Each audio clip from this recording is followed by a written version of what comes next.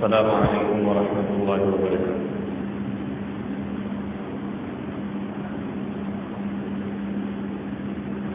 ان الحمد للہ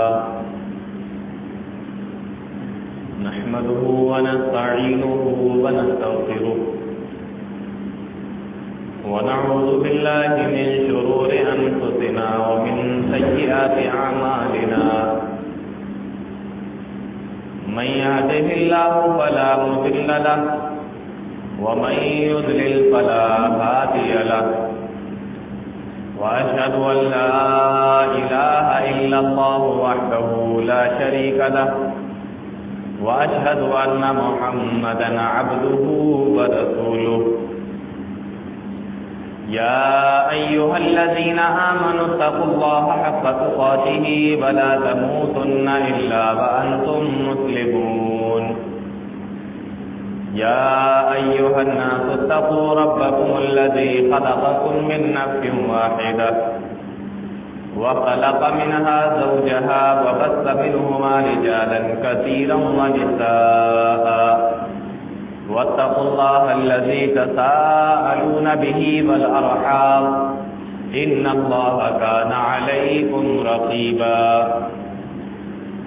يا أيها الذين آمنوا اتقوا الله وقولوا قولا سديدا يصلح لكم أعمالكم ويغفر لكم ذنوبكم ومن يطع الله ورسوله فقد فاز فوزا عظيما أما بعد فإن خير الحديث كتاب الله وخير الهدي هدي محمد صلى الله عليه وسلم وشر الأمور محدثاتها وكل محدثة بدعة وكل بدعة ضلالة وكل ضلالة في النار أعوذ بالله السميع العليم من الشيطان الرجيم من همزه ونفخه ونفثه بسم الله الرحمن الرحيم يا أيها الناس إنا خلقناكم من ذكر وأنثى وجعلناكم شعوبا وقبائل لتعارفوا إن أكرمكم عند الله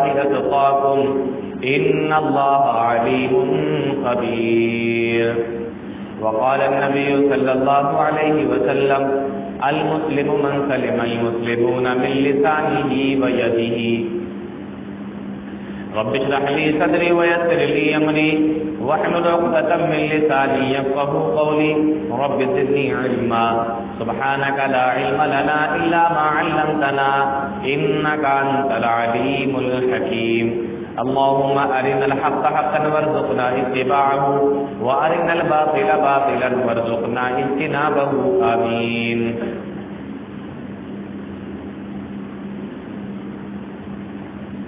محترم و مکرم معزز علماء کرام، محترم سامعین، آج کا یہ پروگرام اصلاح معاشرہ کے تعلق سے رکھا گیا ہے۔ میرے یہاں پر آنے کے بعد بہت سے لوگوں نے مجھے الگ الگ موضوع بتائے، کسی کی فرمائش کچھ تھی، کسی کی فرمائش کچھ اور تھی۔ مجھے مشورے دیے گئے، الگ الگ موضوعات لوگوں نے بتائے،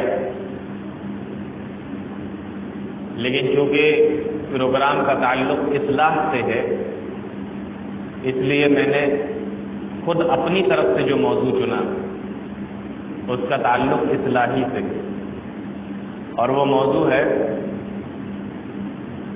مسلمانوں کے آپسی حقوق، مسلمانوں کے مسلمان پر کیا حق ہیں، ایک مسلمان کے دوسرے مسلمان پر کیا حق ہیں، اس کے تعلق سے انشاءاللہ کچھ باتیں آپ لوگوں کے سامنے رکھی جائیں گی۔ سارے تو میں نہیں بتا پاؤں گا، لیکن چند چیزوں کے تعلق سے انشاءاللہ آپ کے سامنے گفتگو ہوگی۔ اپنی گفتگو کو ایک حدیث کے ذریعے سے شروع کرتے ہیں۔ حضرت ابو ہریرہ رضی اللہ تعالیٰ عنہ اس حدیث کے راوی ہیں وہ کہتے ہیں اللہ کے نبی جناب محمد رسول اللہ صلی اللہ علیہ وسلم نے ارشاد فرمایا حق المسلم علی المسلم خمس، ایک مسلمان کے دوسرے مسلمان کے اوپر 5 حق ہیں۔ کتنے حق ہیں؟ ایک مسلمان کے دوسرے مسلمان کے اوپر 5 حق ہیں۔ کون کون سے؟ رد السلام، سلام کا جواب دینا، عیادت المریض، مریض کی عیادت کرنا، واتباع الجنائز، اگر ختم ہو جائے، مر جائے، انتقال ہو جائے تو اس کے جنازے میں جانا، وإجابۃ الدعوہ، اور اگر وہ دعوت کرے تو اس کی دعوت کو قبول کرنا، وتشمیت العاطس، اور جب اس کو چھینک آئے تو اس کے چھینک پر جواب دینا۔ اس حدیث کے اندر یہ 5 حق بیان کیے گئے۔ اب آپ سارے سوچ رہے ہوں گے کہ یہ کون سے بڑے بڑے حق ہیں؟ یہ تو بڑے معمولی سی چیزیں اللہ کے نبی صلی اللہ علیہ وسلم نے بتا دی، بہت چھوٹی چھوٹی چیزیں بتا دی۔ سلام کا جواب دینا، یہ کوئی بہت بڑی بات تو ہے نہیں کسی کے سلام کا جواب دینا، لیکن حقیقت یہ ہے کہ یہ تمام چیزیں جو اللہ کے نبی صلی اللہ علیہ وسلم نے بتائی ہیں، بظاہر ہو سکتا ہے کہ ہم لوگوں کو معمولی سی نظر آ رہی ہوں، لیکن یہ انتہائی اہم چیزیں ہیں۔ ایک معاشرے کو اچھا بنانے کے لیے، ایک معاشرے کو اسلامی معاشرہ بنانے کے لیے، ایک معاشرے کو، ایک سماج کو کی اصلاح کے لیے یہ چھوٹی چھوٹی چیزیں انتہائی اہم اور بہت زیادہ ضروری ہیں۔ آپ غور کیجئے، سب سے پہلی چیز اللہ کے نبی جناب محمد رسول اللہ صلی اللہ علیہ وسلم نے بیان فرمائی، سلام کا جواب دینا۔ دنیا کے اندر بہت سے دھرم، بہت سے مذاہب کے لوگ رہتے ہیں، اور ان سارے مذہبوں کے اندر، ان سارے دھرم کے اندر جب آپس میں وہ لوگ ایک دوسرے سے ملاقات کرتے ہیں تو ان کے یہاں کچھ الفاظ ہوتے ہیں جن کو وہ کہتے ہیں اور اس کے بعد اپنی بات چیت کو شروع کرتے ہیں۔ آپ عیسائیوں میں چلے جائیے، صبح کے وقت ملیں گے تو گڈ مارننگ چلے گا، دوپہر کے وقت میں گڈ نون اور گڈ آفٹر نون چلے گا، شام کو گڈ ایوننگ، یہ انہوں نے اپنے جملے بنا رکھے ہیں۔ آپس میں ملاقات ہوتی ہے تو ایک دوسرے کو پہلے یہی بولتے ہیں۔ سکھوں میں چلے جائیں آپ، ست سری اکال، یہ لفظ استعمال کرتے ہیں وہ ملاقات کے وقت میں۔ غیر مسلموں میں چلے جائیے، نمستے، نمسکار، رادھے رادھے، اور جو بھی ان کے یہاں جو الفاظ چلتے ہیں، اس طریقے کے الفاظ آپس میں ملاقات کے وقت وہ استعمال کرتے ہیں۔ کیا اسلام نے بھی کوئی ایسا لفظ بتایا کہ جب ایک مسلمان دوسرے مسلمان سے ملے تو پہلے اس لفظ کا استعمال کرے، یا اسلام نے ڈائریکٹ بات کرنے کا حکم دیا؟ جب ہم پڑھیں گے اسلام کو، جب ہم دیکھیں گے اپنے دین اور اپنے دھرم اور اپنے مذہب کو، تو ہمیں معلوم ہوگا کہ اسلام نے ہمیں ایک ایسا جملہ بتایا ہے جو ان تمام مذاہب کے اندر جو الفاظ پائے جاتے ہیں، جو جملے پائے جاتے ہیں، ان تمام مذاہب میں یہ تمام مذاہب سے سب سے بہتر ہے۔ اور وہ لفظ کیا ہے؟ السلام علیکم۔ السلام علیکم۔ ہمارے بہت سارے مسلمان بھائی، انہیں السلام علیکم کی بھی کہنا نہیں آتا، کوئی کہہ رہا السلام علیکم، کوئی کہہ رہا السلام علیکم، اس طریقے کے جملے استعمال کرتے ہیں۔ السلام علیکم یہ لفظ ہے۔ ابھی یہ لفظ بھی صحیح سے بہت سارے لوگوں کو استعمال کرنا نہیں آتا، کیا کہتے ہیں؟ اس جملے کو بھی بگاڑ دیا۔ تو کیا استعمال کرنا چاہیے؟ السلام علیکم، تمہارے اوپر اللہ کی سلامتی ہو۔ اور دیکھا جائے تو حقیقت میں یہ صرف ایک جملہ نہیں ہے، یہ ایک دعا ہے جو ایک مسلمان دوسرے مسلمان کو دے رہا ہے۔ یہ ایک دعا ہے. ہم لوگوں نے اس کو چھوٹا سا جملہ سمجھ لیا، لیکن اگر اس کی گہرائی میں آپ جائیں گے تو آپ کو معلوم ہوگا کہ اسلام نے ایک بہت بڑی نعمت ہم لوگوں کو اس جملے کی شکل میں دے دی. کیسے؟ ایک مسلمان دوسرے مسلمان سے ملا، اس نے کہا السلام علیکم، تمہارے اوپر اللہ کی سلامتی ہو. اب وہ کسی مصیبت میں گرفتار ہے، آپ نے اس کے لیے دعا کر دی، آپ کو معلوم نہیں، پھر بھی اس کے لیے دعا کر دی. السلام علیکم، تمہارے اوپر اللہ کی سلامتی ہو. کس مصیبت میں، کس پریشانی میں، کس رنج میں، کس غم میں آپ کو نہیں معلوم، لیکن جب آپ سے اس کی ملاقات ہوئی تو آپ نے کہا کہ تمہارے اوپر اللہ کی سلامتی ہو. اور صرف دنیا ہی کے اندر تمہارے اوپر اللہ کی سلامتی نہ ہو، بلکہ کل جب تمہیں قبر کے اندر رکھ دیا جائے وہاں پر بھی تمہارے اوپر اللہ کی سلامتی ہو. اور جب قیامت کے دن تمہیں اللہ کے سامنے اٹھایا جائے، کھڑا کیا جائے، تو وہاں پر بھی تمہارے اوپر اللہ کی سلامتی ہو. اور جب جنت کے اندر تمہیں داخل کیا جائے تو وہاں پر بھی تمہارے اوپر اللہ کی سلامتی ہو. السلام علیکم، یہ سلام کا مطلب ہے.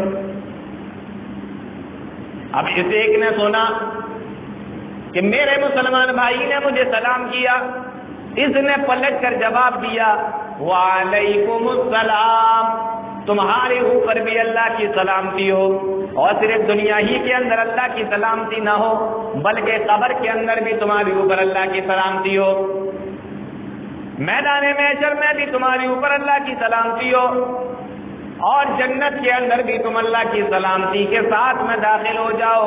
ایک نے دعا دی السلام علیکم، تو دوسرے نے بھی جواب میں دعا دی وعلیکم السلام ورحمۃ اللہ وبرکاتہ.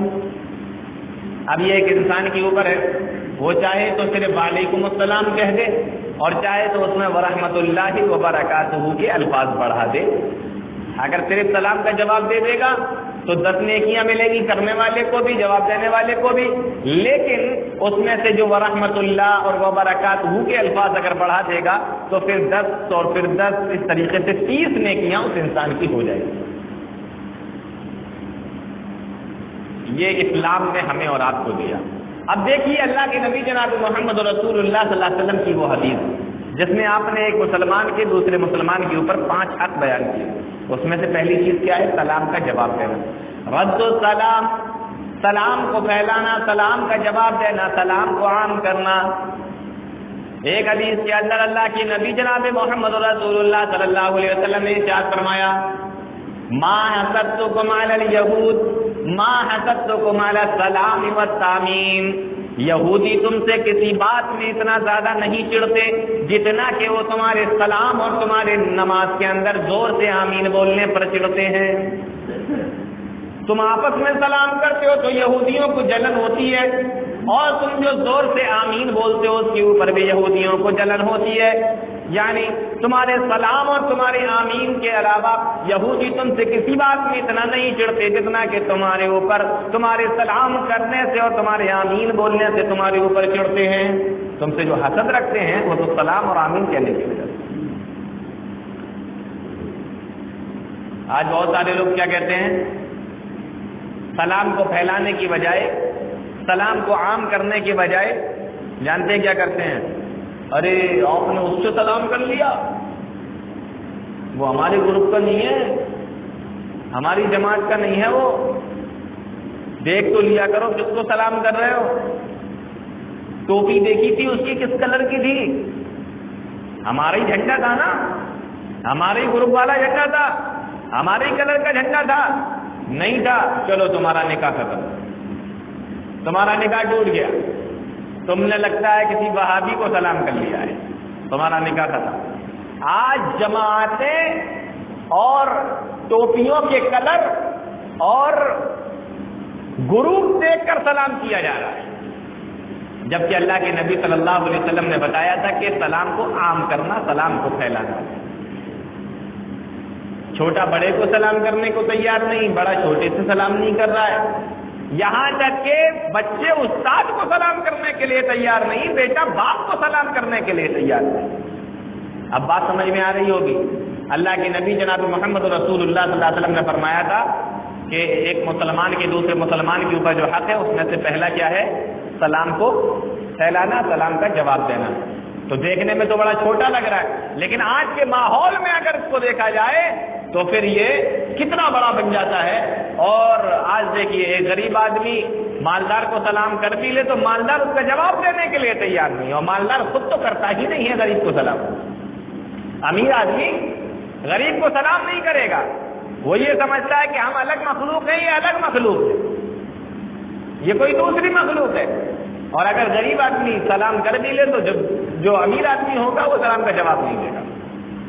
جبکہ سلام کی کتنی اہمیت ہے، میں 2-3 چیزیں آپ کو سلام کی اہمیت کے تعلق سے آپ کو بتاؤں، پھر بات کو آگے بڑھاتا ہوں. اللہ رب العالمین نے جب آدم علیہ السلام کو بنایا، حدیث کے الفاظ ہیں لما خلق اللہ آدم، اللہ رب العالمین نے آدم علیہ السلام کو بنایا اور حکم دیا کہ جاؤ فرشتوں کے پاس اور ان کو جا کے سلام کرو، اور وہ تمہارے سلام کا جو جواب دیں گے وہی تمہارا بھی سلام ہوگا، اور تمہارے پاس تمہاری جتنی بھی اولادیں آئیں گی ان تمام کے تمام لوگوں کا وہی سلام ہوگا. ابھی حضرت آدم علیہ السلام جاتے ہیں فرشتوں کی جماعت کے پاس اور وہاں پر جا کر کہتے ہیں السلام علیکم ورحمۃ اللہ، وہ لوگ جواب میں کہتے ہیں وعلیکم السلام ورحمۃ اللہ. تو معلوم یہ ہوا کہ انبیاء کا سلام بھی یہی تھا اور فرشتوں کا بھی سلام یہی ہے. فرشتے بھی جب آپس میں ایک دوسرے سے ملتے ہیں تو کیا کہتے ہیں؟ السلام علیکم. فرشتے بھی آپس میں ایک دوسرے سے کہتے ہیں. بہت اہم چیز ہے یہ مسلمانوں، اس کو اگر اپنے اندر لے آئے نا، اس چیز کو اگر اپنے اندر لے آئے تو اس کا فائدہ کیا ہوگا. دیکھیے اللہ کے نبی صلی اللہ علیہ وسلم ایک حدیث کے اندر ارشاد فرماتے ہیں، آپ نے ارشاد فرمایا لا تدخلوا الجنۃ حتى تؤمنوا، اے لوگوں تم لوگ جنت کے اندر داخل نہیں ہو سکتے جب تک کہ تم ایمان والے نہ ہو جاؤ. تم لوگ جنت کے اندر جا نہیں سکتے جب تک کہ مومن نہ ہو جاؤ. اور پھر اللہ کے نبی صلی اللہ علیہ وسلم نے ارشاد فرمایا وَلَا تُؤْمِنُوا حَتَّى تَحَابُّوا، اور تم لوگ ایمان والے اس وقت تک نہیں ہو سکتے جب تک کہ آپس میں محبت نہ کرنے لگو. جملے سمجھ میں آ رہے ہیں؟ جنت میں نہیں جا سکتے جب تک ایمان والے نہ ہو جاؤ، اور ایمان والے اس وقت تک نہیں ہو سکتے جب تک کہ آپس میں محبت نہ کرنے لگو.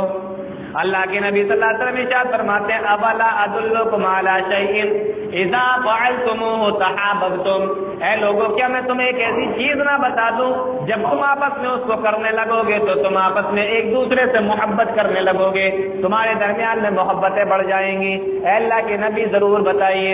اللہ کے نبی صلی اللہ علیہ وسلم ارشاد فرماتے ہیں افشوا السلام بینکم، تم لوگ آپس میں جب ملا کرو تو ایک دوسرے کو سلام کیا کرو. جب سلام کرو گے تو آپس میں محبت کرنے لگو گے، جب محبت کرنے لگو گے تو ایمان والے ہو جاؤ گے، ایمان والے ہو جاؤ گے تو جنت کے اندر داخل ہو گے. اسی لیے اللہ رب العالمین نے قرآن کریم کے اندر ارشاد فرمایا جب انسان اپنے گھر کے اندر بھی داخل ہونے لگے، کسی دوسرے کے گھر کی بات نہیں، خود اپنے گھر کے اندر بھی داخل ہونے لگے تو سلام ہی کر کے جایا کرے.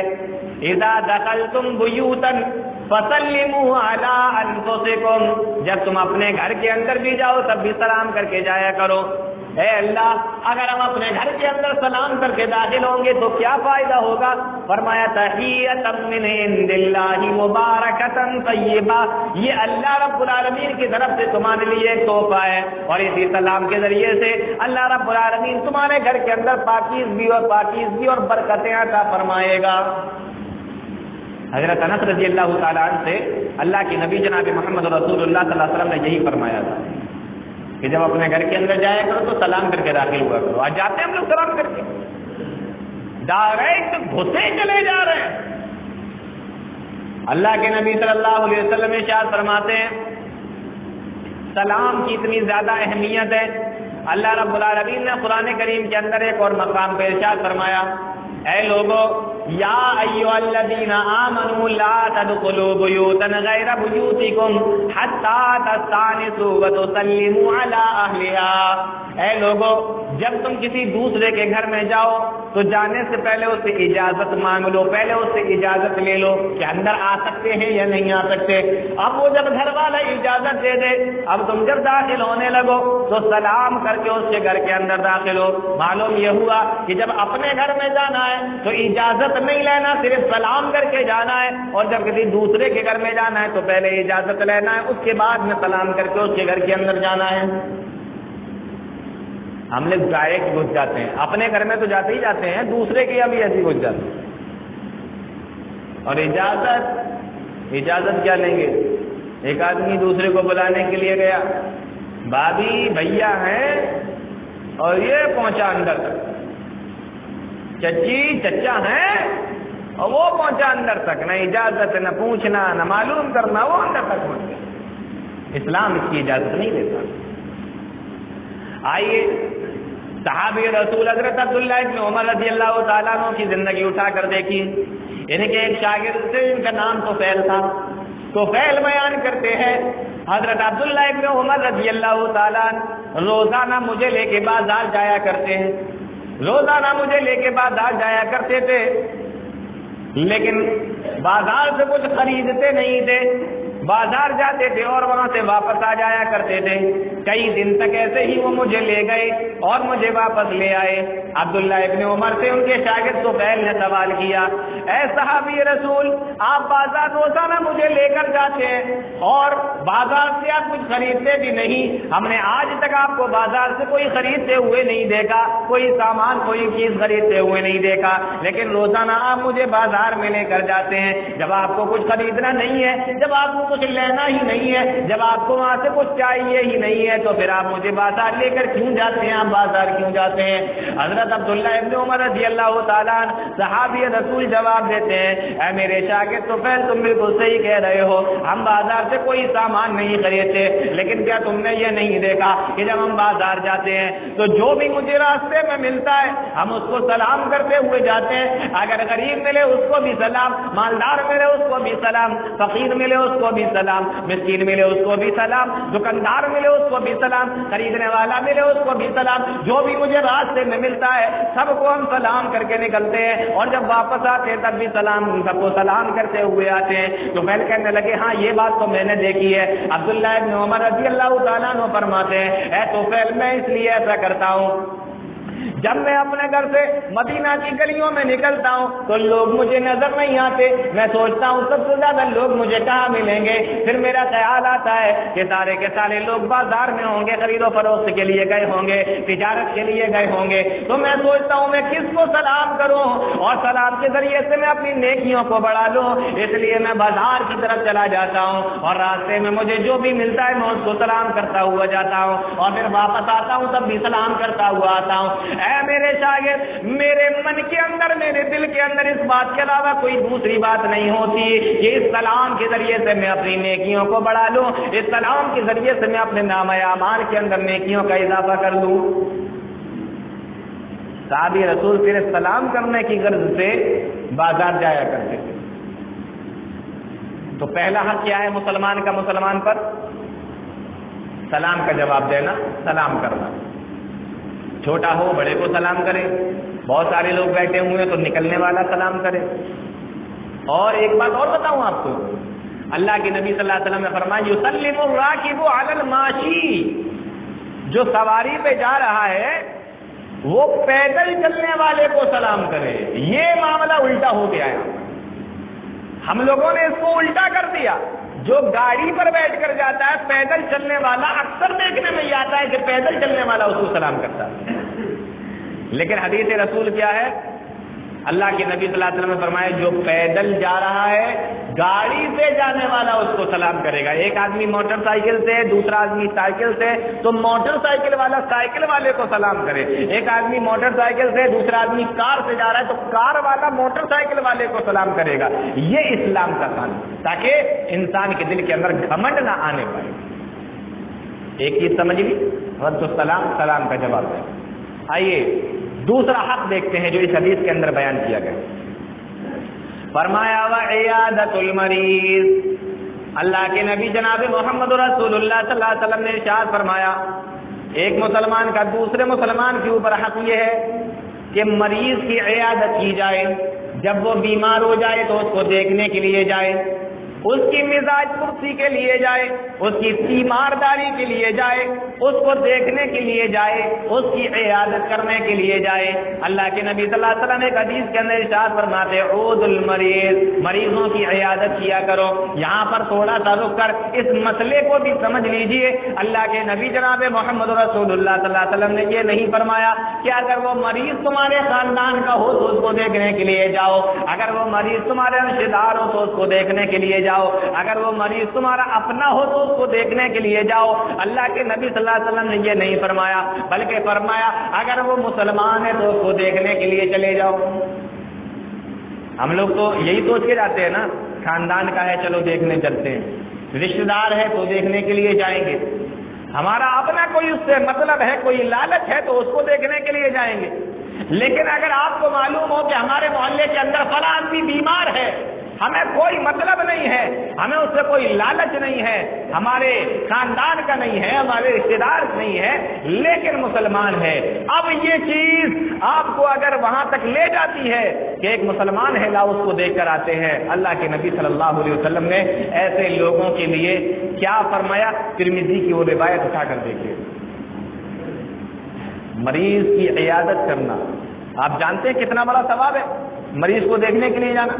1 منٹ 2 منٹ کے لیے آپ اگر چلے جائیں کسی مریض کو دیکھنے کے لیے، اس کا ثواب دیکھیے اللہ کے نبی صلی اللہ علیہ وسلم فرماتے ہیں۔ اللہ کے نبی صلی اللہ علیہ وسلم نے ارشاد فرمایا ما من مسلم یعود مسلما غدوۃ الا صلی علیہ 70,000 ملک، جب ایک مسلمان دوسرے مسلمان کوئی عیادت کے لیے جاتا ہے، بیمار پرسی کے لیے جاتا ہے، مزاج پرسی کے لیے جاتا ہے، دیکھنے کے لیے اس کو جاتا ہے، اگر صبح کے وقت میں گیا شام تک 70,000 فرشتے اس کے لیے دعا کرتے رہتے ہیں۔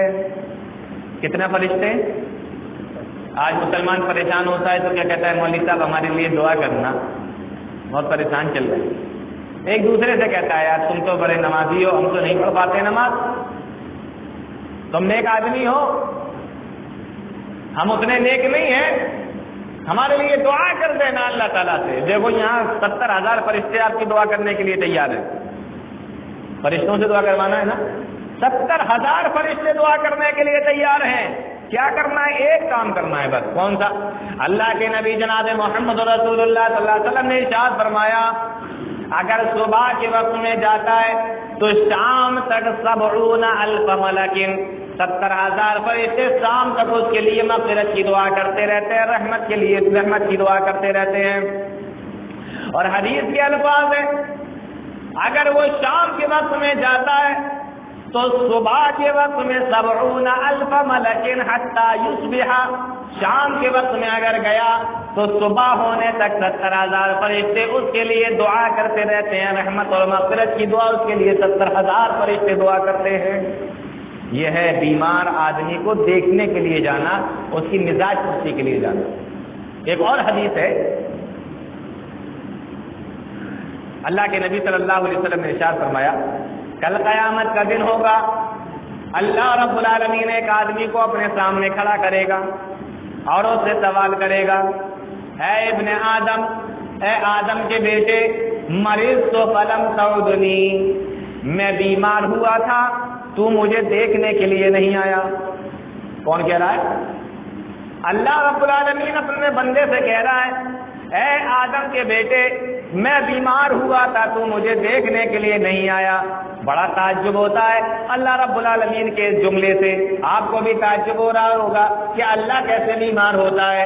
اللہ کے نبی صلی اللہ علیہ وسلم ارشاد فرماتے ہیں جب اللہ اس بندے کو اپنے سامنے کھڑا کر کے یہ بات کہے گا تو اس کو بھی بڑی حیرت ہوگی اور وہ جواب دے گا یا ربی کیف اعوذک وانت رب العالمین، اے میرے پروردگار میں تجھے دیکھنے کے لیے کیسے آتا، تو تو رب العالمین ہے۔ اے میرے پروردگار میں نے تو یہ پڑھا ہے، یہ سنا ہے کہ تو کبھی بیمار نہیں ہوتا، تو کبھی بیمار نہیں ہوتا، میں تجھے دیکھنے کے لیے پروردگار کیسے سے آتا.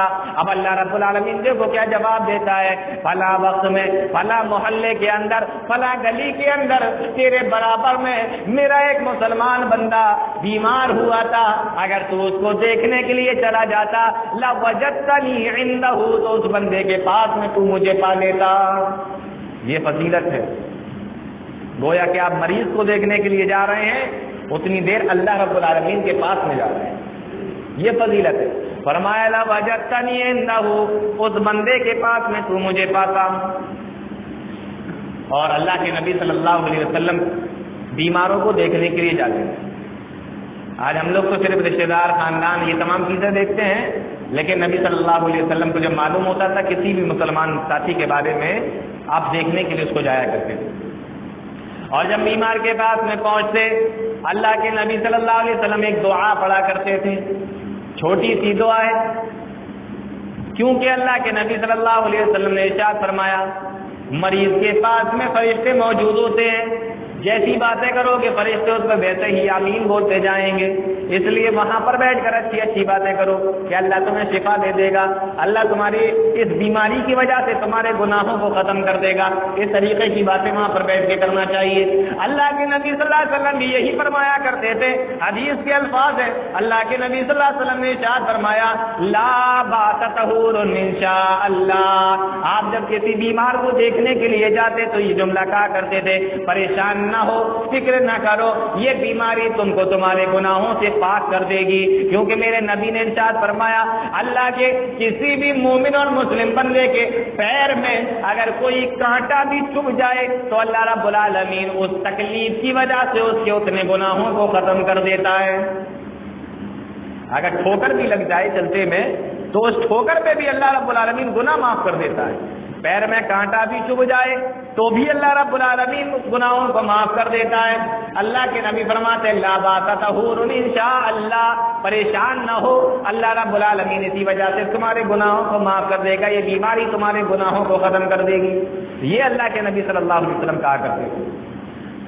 آج ہم لوگ بھی مریضوں کو دیکھنے کے لیے جاتے ہیں, جب ہم لوگ پہنچتے ہیں تو وہاں جانتے ہو کیا باتیں کرتے ہیں مریض کے پاس بیٹھ کر, ارے آپ کو یہ بیماری ہو گئی, یہ بیماری تو ہمارے محلے میں بھی ایک کو ہو گئی تھی. تو وہ بیمار آدمی کہتا ہے تو کیا ہوا پھر؟ کہا کہ ارے یہی بیماری ہوئی تھی, بالکل یہی بیماری, 3 دن میں ختم.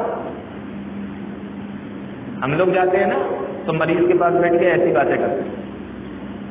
مریض پوچھتا ہے پھر کیا ہوا؟ کیا ہوا؟ 3 دن میں ختم. اور کچھ لوگ اس سے بھی زیادہ فاسٹ پہنچ جاتے ہیں, اس سے بھی زیادہ فاسٹ پہنچ جاتے ہیں کچھ لوگ اور جلدی والے. مریض کے پاس میں پہنچے, مریض سے جا کے کہہ رہے ہیں ارے تمہیں یہ بیماری ہو گئی, یہی بیماری تو میری گلی میں ایک آدمی کو ہو گئی تھی, یہی بیماری تھی. اب مریض سوچتا ہے کہ شاید کوئی دوا بتائے گا کہ وہ کیسے ٹھیک ہوا. تو مریض پوچھتا ہے پھر کیا؟ اسپتال لے جا رہے تھے, راستے میں ختم. یہ ہم لوگ جا کے عیادت کرتے ہیں, اس طریقے کی باتیں وہاں بیٹھ کر کرتے ہیں. نبی صلی اللہ علیہ وسلم کا یہ طریقہ نہیں تھا, وہاں بیٹھ کر اچھی باتیں کرنا چاہیے. مریض بھی سوچتا ہوگا کہ آئندہ سے پورا محلہ دیکھنے آئے, لیکن یہ گھر کے اندر نہ گھس پائے, باہر ہی سے بگاؤ اس کو. یہ تو 3 دن میں ختم, ٹھنڈا کر دے رہا ہے مجھے. 3 دن تو چھوڑیے, یہ تو اسپتال بھی نہیں پہنچنے دے رہا ہے مجھے, راستے ہی میں ٹھنڈا کر دے رہا ہے مجھے. یہ ہم لوگ عیادت کرنے جاتے ہیں ایسی چیزیں. اللہ کے نبی صلی اللہ علیہ وسلم ایک مرتبہ ایک یہودی بچہ بیمار ہو گیا جو اللہ کے نبی صلی اللہ علیہ وسلم کے پاس میں اکثر آیا جایا کرتا تھا اور آپ کے کچھ کام بھی کر دیا کرتا تھا, خدمت بھی کر دیا کرتا تھا. جب وہ بیمار ہو گیا, اللہ کے نبی جناب محمد رسول اللہ صلی اللہ علیہ وسلم اس کو دیکھنے کے لیے گئے. کس کو گئے؟ یہودی بچے کو دیکھنے کے لیے گئے. ہم مسلمانوں کو دیکھنے نہیں جاتے, ہم اپنے مسلمان بھائیوں کو دیکھنے نہیں جاتے. اللہ کے نبی یہودی بچے کو دیکھنے کے لیے گئے. آپ جب اس کے گھر میں پہنچے تو دیکھا اس کا باپ پاس میں موجود ہے اور وہ چارپائی کے اوپر لیٹا ہوا ہے. دیکھنے میں ایسا لگتا ہے کہ یہ بچہ اب بچے گا نہیں، مر جائے گا، ختم ہو جائے گا. اللہ کے نبی جناب محمد رسول اللہ صلی اللہ علیہ وسلم، جن کو ہمیشہ لوگوں کی فکر رہا کرتی تھی، سوچنے لگے کہ اگر یہ اسی طریقے سے مر گیا تو سیدھا جہنم کے اندر جائے گا. اس کے سامنے اللہ کے نبی صلی اللہ علیہ وسلم نے تبلیغ شروع کر دی اور اس کو بتانا شروع کر دیا. اے بچے ذرا یہ بتاؤ، کیا تم اللہ کو مانتے ہو؟ اس نے اپنے باپ کی طرف دیکھا، باپ نے بھی سر کے اشارے سے کہہ دیا کہ ہاں، کہہ دو کہ ہاں میں اللہ کو مانتا ہوں. بچے نے کہا کہ ہاں میں اللہ کو مانتا ہوں. اور اس کے بعد اللہ کے نبی صلی اللہ علیہ وسلم نے فرمایا، جب تم اللہ کو مانتے ہو تو ذرا یہ بتاؤ، کیا مجھے تم اللہ کا رسول مانتے ہو؟ اب بچے نے پھر اپنے باپ کی طرف دیکھا، باپ نے اشارے سے کہا، توریت اس کے ہاتھ میں کھلی ہوئی رکھی ہے اور اس توریت کے اندر اللہ کے نبی صلی اللہ علیہ وسلم کے تعلق سے بیان کیا گیا ہے تمام وہ خوبیاں، وہ اوصاف، وہ صفتیں جو اللہ کے نبی صلی اللہ علیہ وسلم کی تھی، توریت کے اندر لکھی ہوئی وہ تمام کی تمام جناب محمد رسول اللہ صلی اللہ علیہ وسلم کے اندر پائی جا رہی ہیں. باپ کی طرف بیٹے نے دیکھا تو باپ نے ایسا کہہ دیا کہ ہاں کہو، یہی اللہ کے رسول ہیں جن کے تعلق سے توریت میں لکھا ہوا میں پڑھ رہا ہوں، یہی ہیں. بچے نے بھی اپنے سر ہلا دیا اور کہا کہ ہاں میں آپ کو مانتا ہوں، آپ اللہ کے رسول ہیں. ابھی تھوڑی دیر گزری تھی، اس نے اللہ کا اقرار کیا اور جناب محمد رسول اللہ صلی اللہ علیہ وسلم کی رسالت کی گواہی دی. ابھی تھوڑی دیر گزری تھی، آسمان سے موت کا فرشتہ آ گیا. اللہ کے نبی جناب محمد رسول اللہ صلی اللہ علیہ وسلم نے فرمایا کہ اب مسلمانوں تم اپنے اس بھائی کے کفن اور دفن کا انتظام کرو، یہ مسلمان ہو کر مرا ہے. معلوم یہ ہوا کہ اگر کبھی ایسے موقع پر آپ پہنچ جائیں جہاں کوئی غیر مسلم عیسائی یا یہودی ہو اور جو بہت زیادہ بیمار ہو تو کم سے کم اپنا حق نبھاتے ہوئے اس کے سامنے اللہ کی توحید تو رکھ دو، جناب محمد رسول اللہ صلی اللہ علیہ وسلم کی رسالت تو رکھ دو.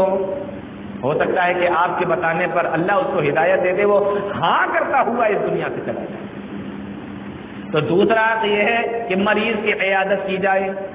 آئیے ذرا تیسرا حق دیکھ لیتے ہیں، ایک مسلمان کا دوسرے مسلمان کے اوپر کیا حق ہے. واتباع الجنائز، اور جنازے میں جانا. عیادت کرنے کے لیے گئے، مان لیجئے کوئی مسلمان ختم ہو گیا، انتقال ہو گیا، موت آ گئی اس کی. اللہ کے نبی جناب محمد رسول اللہ صلی اللہ علیہ وسلم نے ارشاد فرمایا، اب مسلمانوں کا یہ حق بنتا ہے کہ وہ اس کے جنازے میں بھی شامل ہوں. اور جنازے میں اگر شامل ہوں گے تو اس کا ثواب جانتے ہیں آپ کتنا ہے؟ من اتبع جنازۃ مسلم ایمانا و احتسابا. اللہ کے نبی جناب محمد رسول اللہ صلی اللہ علیہ وسلم ارشاد فرماتے ہیں، جو آدمی اپنے کسی مسلمان بھائی کے جنازے میں گیا، ایمان، اللہ پر ایمان رکھتے ہوئے، وہ احتسابا، اور ثواب کی امید رکھتے ہوئے اس کے جنازے میں گیا. معلوم یہ ہوا، ان دو جملوں کے ذریعے سے معلوم یہ ہو رہا ہے کہ اللہ پر اس کا ایمان ہو اور اللہ سے ثواب کی امید رکھتا ہو. معلوم یہ ہوا وہ اس لیے اس کے جنازے میں نہ گیا ہو کہ میرے خاندان کا مرا ہے میں جاؤں گا، اگر میں نہیں جاؤں گا تو میرے گھر پہ کون آئے گا، میرا رشتے دار مرا ہے، اگر میں نہیں جاؤں گا تو رشتے دار تانے دیں گے کہ تو جنازے میں بھی شامل نہ ہوا. اگر کوئی محلے کا مرا ہے یا کوئی محلے کا چودھری اور بڑا آدمی مرا ہے، اس کے جنازے میں اگر نہیں جائیں گے تو اس کے بیٹے مجھ سے ناراض ہو جائیں گے اور میرا مطلب اس سے حل نہیں ہوگا. دنیا بھی کوئی مطلب اور دنیا کا کوئی مفاد اور دنیا کا کوئی فائدہ تمہارا مضمر نہ ہو، بلکہ تم اس لیے اس کے جنازے میں جا رہے ہو کیونکہ جناب محمد رسول اللہ صلی اللہ علیہ وسلم کا ارشاد ہے اور اللہ رب العالمین آپ کے جانے پہ آپ کو ثواب عطا فرمائے گا. یہ ایمان ہونا چاہیے. اس لیے اللہ کے نبی صلی اللہ علیہ وسلم نے یہ دو شرطیں لگا دی ہیں اور اس کے بعد اللہ کے نبی صلی اللہ علیہ وسلم ارشاد فرماتے ہیں، وَكَانَ مَعَهُ حَتَّى يُصَلِّيَ عَلَيْهَا، وَكَانَ مَعَهُ حَتَّى يُصَلِّيَ عَلَيْهِ، یہاں تک کہ وہ اس کے جنازے میں جائے، اس کے جنازے کی نماز پڑھے، وَيُفْرَغَ مِن دَفْنِهَا، اور اس کے جنازے میں صرف شامل ہی نہ ہو بلکہ اس کو جا کے دفن بھی کر کے آئے۔ صحابہ کرام پوچھنے لگے اے اللہ کے نبی جناب محمد رسول اللہ صلی اللہ علیہ وسلم ذرا مجھے یہ بتائیے اگر اس طریقے سے کوئی جنازے کی نماز پڑھے اور اس کے بعد اس کو قبرستان بھی لے کر جائے تو ہمیں کیا ثواب ملے گا؟ اللہ کے نبی صلی اللہ علیہ وسلم ارشاد فرماتے ہیں یرجع من الاجر قیراتین کل قیرات مثل احد۔ اللہ کے نبی صلی اللہ علیہ وسلم ارشاد فرماتے ہیں اگر اس نے یہ دو کام کیے، اس کی جنازے کی نماز پڑھی اور جنازے کی نماز کے ساتھ ساتھ پھر اس کو قبرستان میں دفن بھی کر کے آیا، اللہ رب العالمین اس کو 2 قیرات ثواب عطا فرمائے گا۔ صحابہ پوچھنے لگے اے اللہ کے نبی یہ 2 قیرات ثواب کتنا ہوتا ہے؟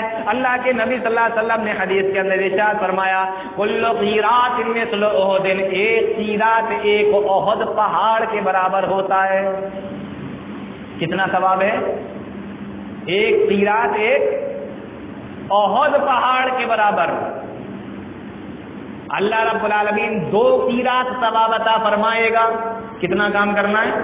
صرف اس کے جنازے کی نماز پڑھنا ہے اور اس کو جا کے دفن کرنا ہے۔ کتنا ثواب عطا فرمائے گا ذرا اندازہ تو کیجئے۔ فرمایا 2 قیرات ثواب۔ صحابی پوچھنے لگے اللہ کے نبی یہ 2 قیرات کیا ہوتا ہے؟ تو میرے نبی نے ارشاد فرمایا ایک قیرات ایک احد پہاڑ کے برابر ہوتا ہے۔ معلوم یہ ہوا کہ 2 قیرات ثواب کا مطلب ہوا 2 احد پہاڑ کے برابر ثواب اللہ رب العالمین عطا فرمائے گا۔ کم ہے؟ کم ہے ثواب؟ میرا خیال ہے کہ شاید کوئی یہ نہیں کہے گا کہ کم ہے ثواب، بہت زیادہ ثواب ہو گیا، بہت بڑا ثواب ہو گیا جنازے کے اندر جانا۔ لیکن یہاں تو نماز ہی میں منع کر دیا جاتا ہے، بابی کی نماز ہے مت پڑھنا، نکاح ٹوٹ جائے گا، ایمان سے خارج ہو جاؤ گے، ایمان سے نکل جاؤ گے۔ اور ہم غیروں کی کیا بات کریں، ہمارے اپنوں کا یہ حال ہے، ادھر جنازے کی نماز ہو رہی ہے اور ادھر 20% 30% آدمی الگ کھڑا ہوا۔ ایک مرتبہ ہمارے استاد محترم میں مسلم شریف پڑھا رہے تھے تو اس میں اسی طریقے کی ایک بات نکل آئی، تو انہوں نے بتایا دوران گفتگو کہ قیامت کے دن جو بندے جنت میں جائیں گے وہ الگ کھڑے ہو جائیں گے اور جو جہنم میں جائیں گے وہ الگ کھڑے ہو جائیں گے۔ بہت تعجب ہوا سن کر، کہا کہ کون ایسا بندہ ہوگا جو خود سے جہنمیوں کی لائن میں آ کے کھڑا ہو جائے گا؟ ہر آدمی یہی سوچے گا کہ ہم جنت کے اندر چلے جائیں، کون ایسا بندہ ہوگا جو جہنمیوں کی لائن میں خود سے کھڑا ہو جائے گا؟ بہت تعجب ہوا۔ تو انہوں نے جانتے ہو ایک مثال دے کے سمجھایا تھا، وہ مثال جانتے ہو کون سی تھی؟ وہ مثال یہی تھی، آپ جنازے کی نماز ہو رہی ہو، دیکھ لیجئے گا 20% 30% خود سے نکل کر الگ کھڑے ہو جاتے ہیں۔ ان سے کوئی کہتا ہے کہ بھائی تم نماز مت پڑھو، تم الگ ہو جاؤ، کوئی کہتا ہے ان سے؟ کوئی نہیں کہتا، لیکن ان کا دل اندر سے کہتا ہے کہ تم نماز پڑھنے کے لائق ہی نہیں ہو، تمہارے کپڑے گندے ہیں، تمہارا دل گندا ہے، تم خود ناپاک ہو۔ کوئی نہیں کہتا ان سے، الگ نکل کر کھڑے ہو جاتے ہیں جنازے کی نماز سے۔ آپ کو ہر جگہ مل جائے گا 10% 20% 30%، آپ کو الگ ہر جگہ مل جائے گا۔ اسی طریقے سے جنتی اور جہنمی اپنے آپ الگ الگ کھڑے ہو جائیں گے۔ تو جنازے کی نماز پڑھنے کا بہت بڑا ثواب ہے۔ آئیے میں آپ کو بتاؤں، ہم لوگ تو مسلمان بھائی کے جنازے میں بھی جانے کے لیے جلدی سے تیار نہیں ہوتے۔ اللہ کے نبی جناب محمد رسول اللہ صلی اللہ علیہ وسلم کا کیا معاملہ تھا؟ ہمارے لیے تو نبی صلی اللہ علیہ وسلم آئیڈیل ہے نا، ماڈل ہے ہمارے لیے، ہمیں تو انہوں نے جو کیا ہمیں وہی کرنا ہے۔ اللہ کے نبی صلی اللہ علیہ وسلم کا معاملہ یہ تھا، بخاری کے اندر بھی یہ روایت موجود ہے، مسلم کے اندر بھی روایت موجود ہے، اور حدیث کی بہت ساری کتابوں کے اندر روایت موجود ہے۔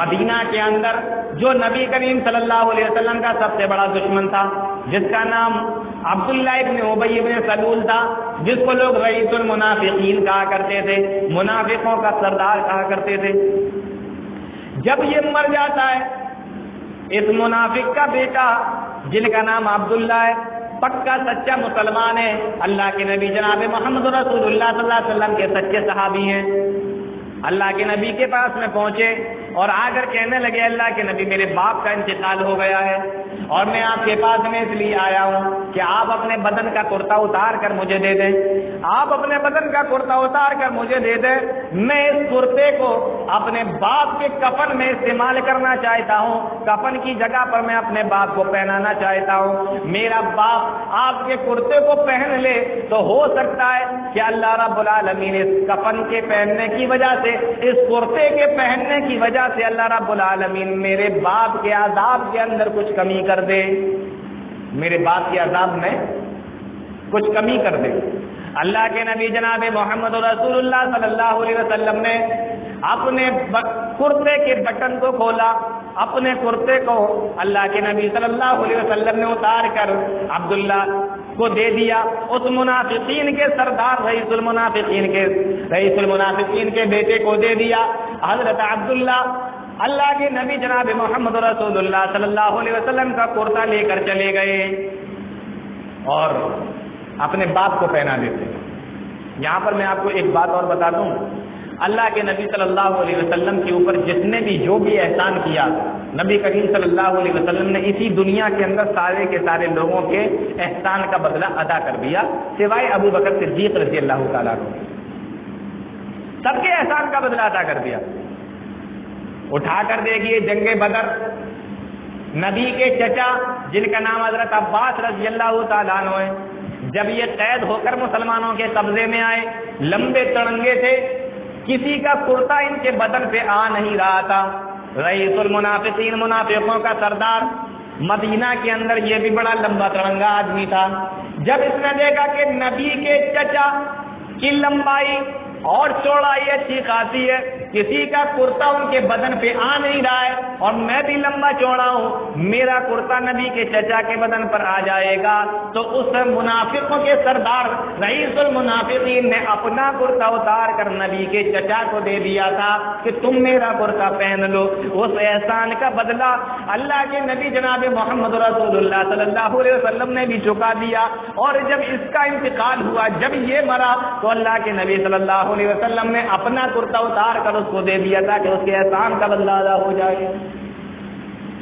مسلمان احسان فراموش نہیں ہوتا، اس بات کو نوٹ کر لیجیے۔ اگر کسی نے احسان کیا ہے تو احسان کو مانتا ہے، احسان فراموشی نہیں کرتا کہ آپ کسی کے ساتھ احسان کرتے چلے جائیں اور وہ آپ کی احسان فراموشی کر رہا ہے، وہ ماننے کے لیے تیار نہیں۔ اللہ کے نبی صلی اللہ علیہ وسلم نے اس کے احسان کا بدلہ ادا کر دیا۔ ان کے بیٹے کرتا لے کر جاتے ہیں، اپنے باپ کو پہنا دیتے ہیں، باپ کو کرتا پہنا دیا گیا۔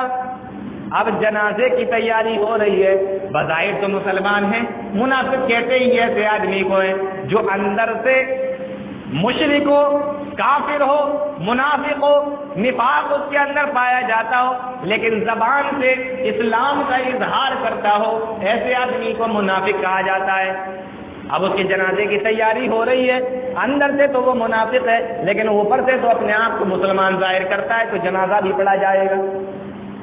جنازے کی تیاری ہو گئی، پھر وہی بیٹا جو پکا سچا مسلمان ہے اللہ کے نبی جناب محمد رسول اللہ صلی اللہ علیہ وسلم کے پاس میں آیا اور آ کر کہنے لگے، اے اللہ کے نبی چلیے، باپ کا جنازہ تیار ہو چکا ہے، آپ چل کر نماز پڑھا دیجئے۔ اللہ کے نبی صلی اللہ علیہ وسلم تیار ہو جاتے ہیں اور نماز پڑھانے کے لیے چلے جاتے ہیں، پیچھے پیچھے صحابہ اکرام کی جماعت ہے اور اللہ کے نبی صلی اللہ علیہ وسلم جا رہے ہیں۔ وہاں پر پہنچے، جنازہ اس کا تیار ہے، نماز پڑھانے کے لیے آگے بڑھنے لگے۔ عمر فاروق رضی اللہ تعالیٰ عنہ نے، مسلم شریف کی روایت ہے، فأخذ بثوب رسول اللہ صلی اللہ علیہ وسلم فقام عمر فأخذ بثوب رسول اللہ صلی اللہ علیہ وسلم۔ حضرت عمر کھڑے ہو جاتے ہیں اور اللہ کے نبی صلی اللہ علیہ وسلم کے کرتے کے دامن کو پکڑ لیتے ہیں اور کہا، اے اللہ کے نبی، آپ نے کرتا دے دیا، احسان کا بدلہ احسان آپ نے چکا دیا، اب کم سے کم اس منافق سے، اس منافق کا کم سے کم جنازہ تو نہ پڑھائیے، آپ اس کی نماز جنازہ تو نہ پڑھائیے۔ اے اللہ کے نبی، کیا آپ جانتے نہیں ہے کون ہے؟ اے اللہ کے نبی، یہ وہی آدمی ہے جس نے مسلمانوں کو نہیں چھوڑا، جس نے آپ کو نہیں چھوڑا، یہاں تک کہ آپ کے ازواج مطہرات مسلمانوں کی ماں ام المومنین حضرت عائشہ صدیقہ رضی اللہ تعالیٰ عنہ کے اوپر بھی اس نے تہمتیں لگائی اور الزام لگایا، اے اللہ کے نبی کیا آپ سب کچھ بھول گئے؟ آپ اس کی کم سے کم جنازے کی نماز تو نہ پڑھائیے۔ اللہ کے نبی صلی اللہ علیہ وسلم نے اپنے کرتے کے دامن کو چھوڑایا اور حضرت عمر فاروق سے کہتے ہیں اے عمر میرے کرتے کے دامن کو چھوڑ دے، اگر میرے نماز پڑھانے کی وجہ سے اس کے نامہ اعمال کے اندر یا اللہ رب العالمین اس کو بخش دیتا ہے یا اس کے عذاب کے اندر کوئی کمی آ جاتی ہے تو جناب محمد رسول اللہ صلی اللہ علیہ وسلم کو کیا اعتراض ہو سکتا ہے؟ اس لیے مجھے نماز پڑھانے دو۔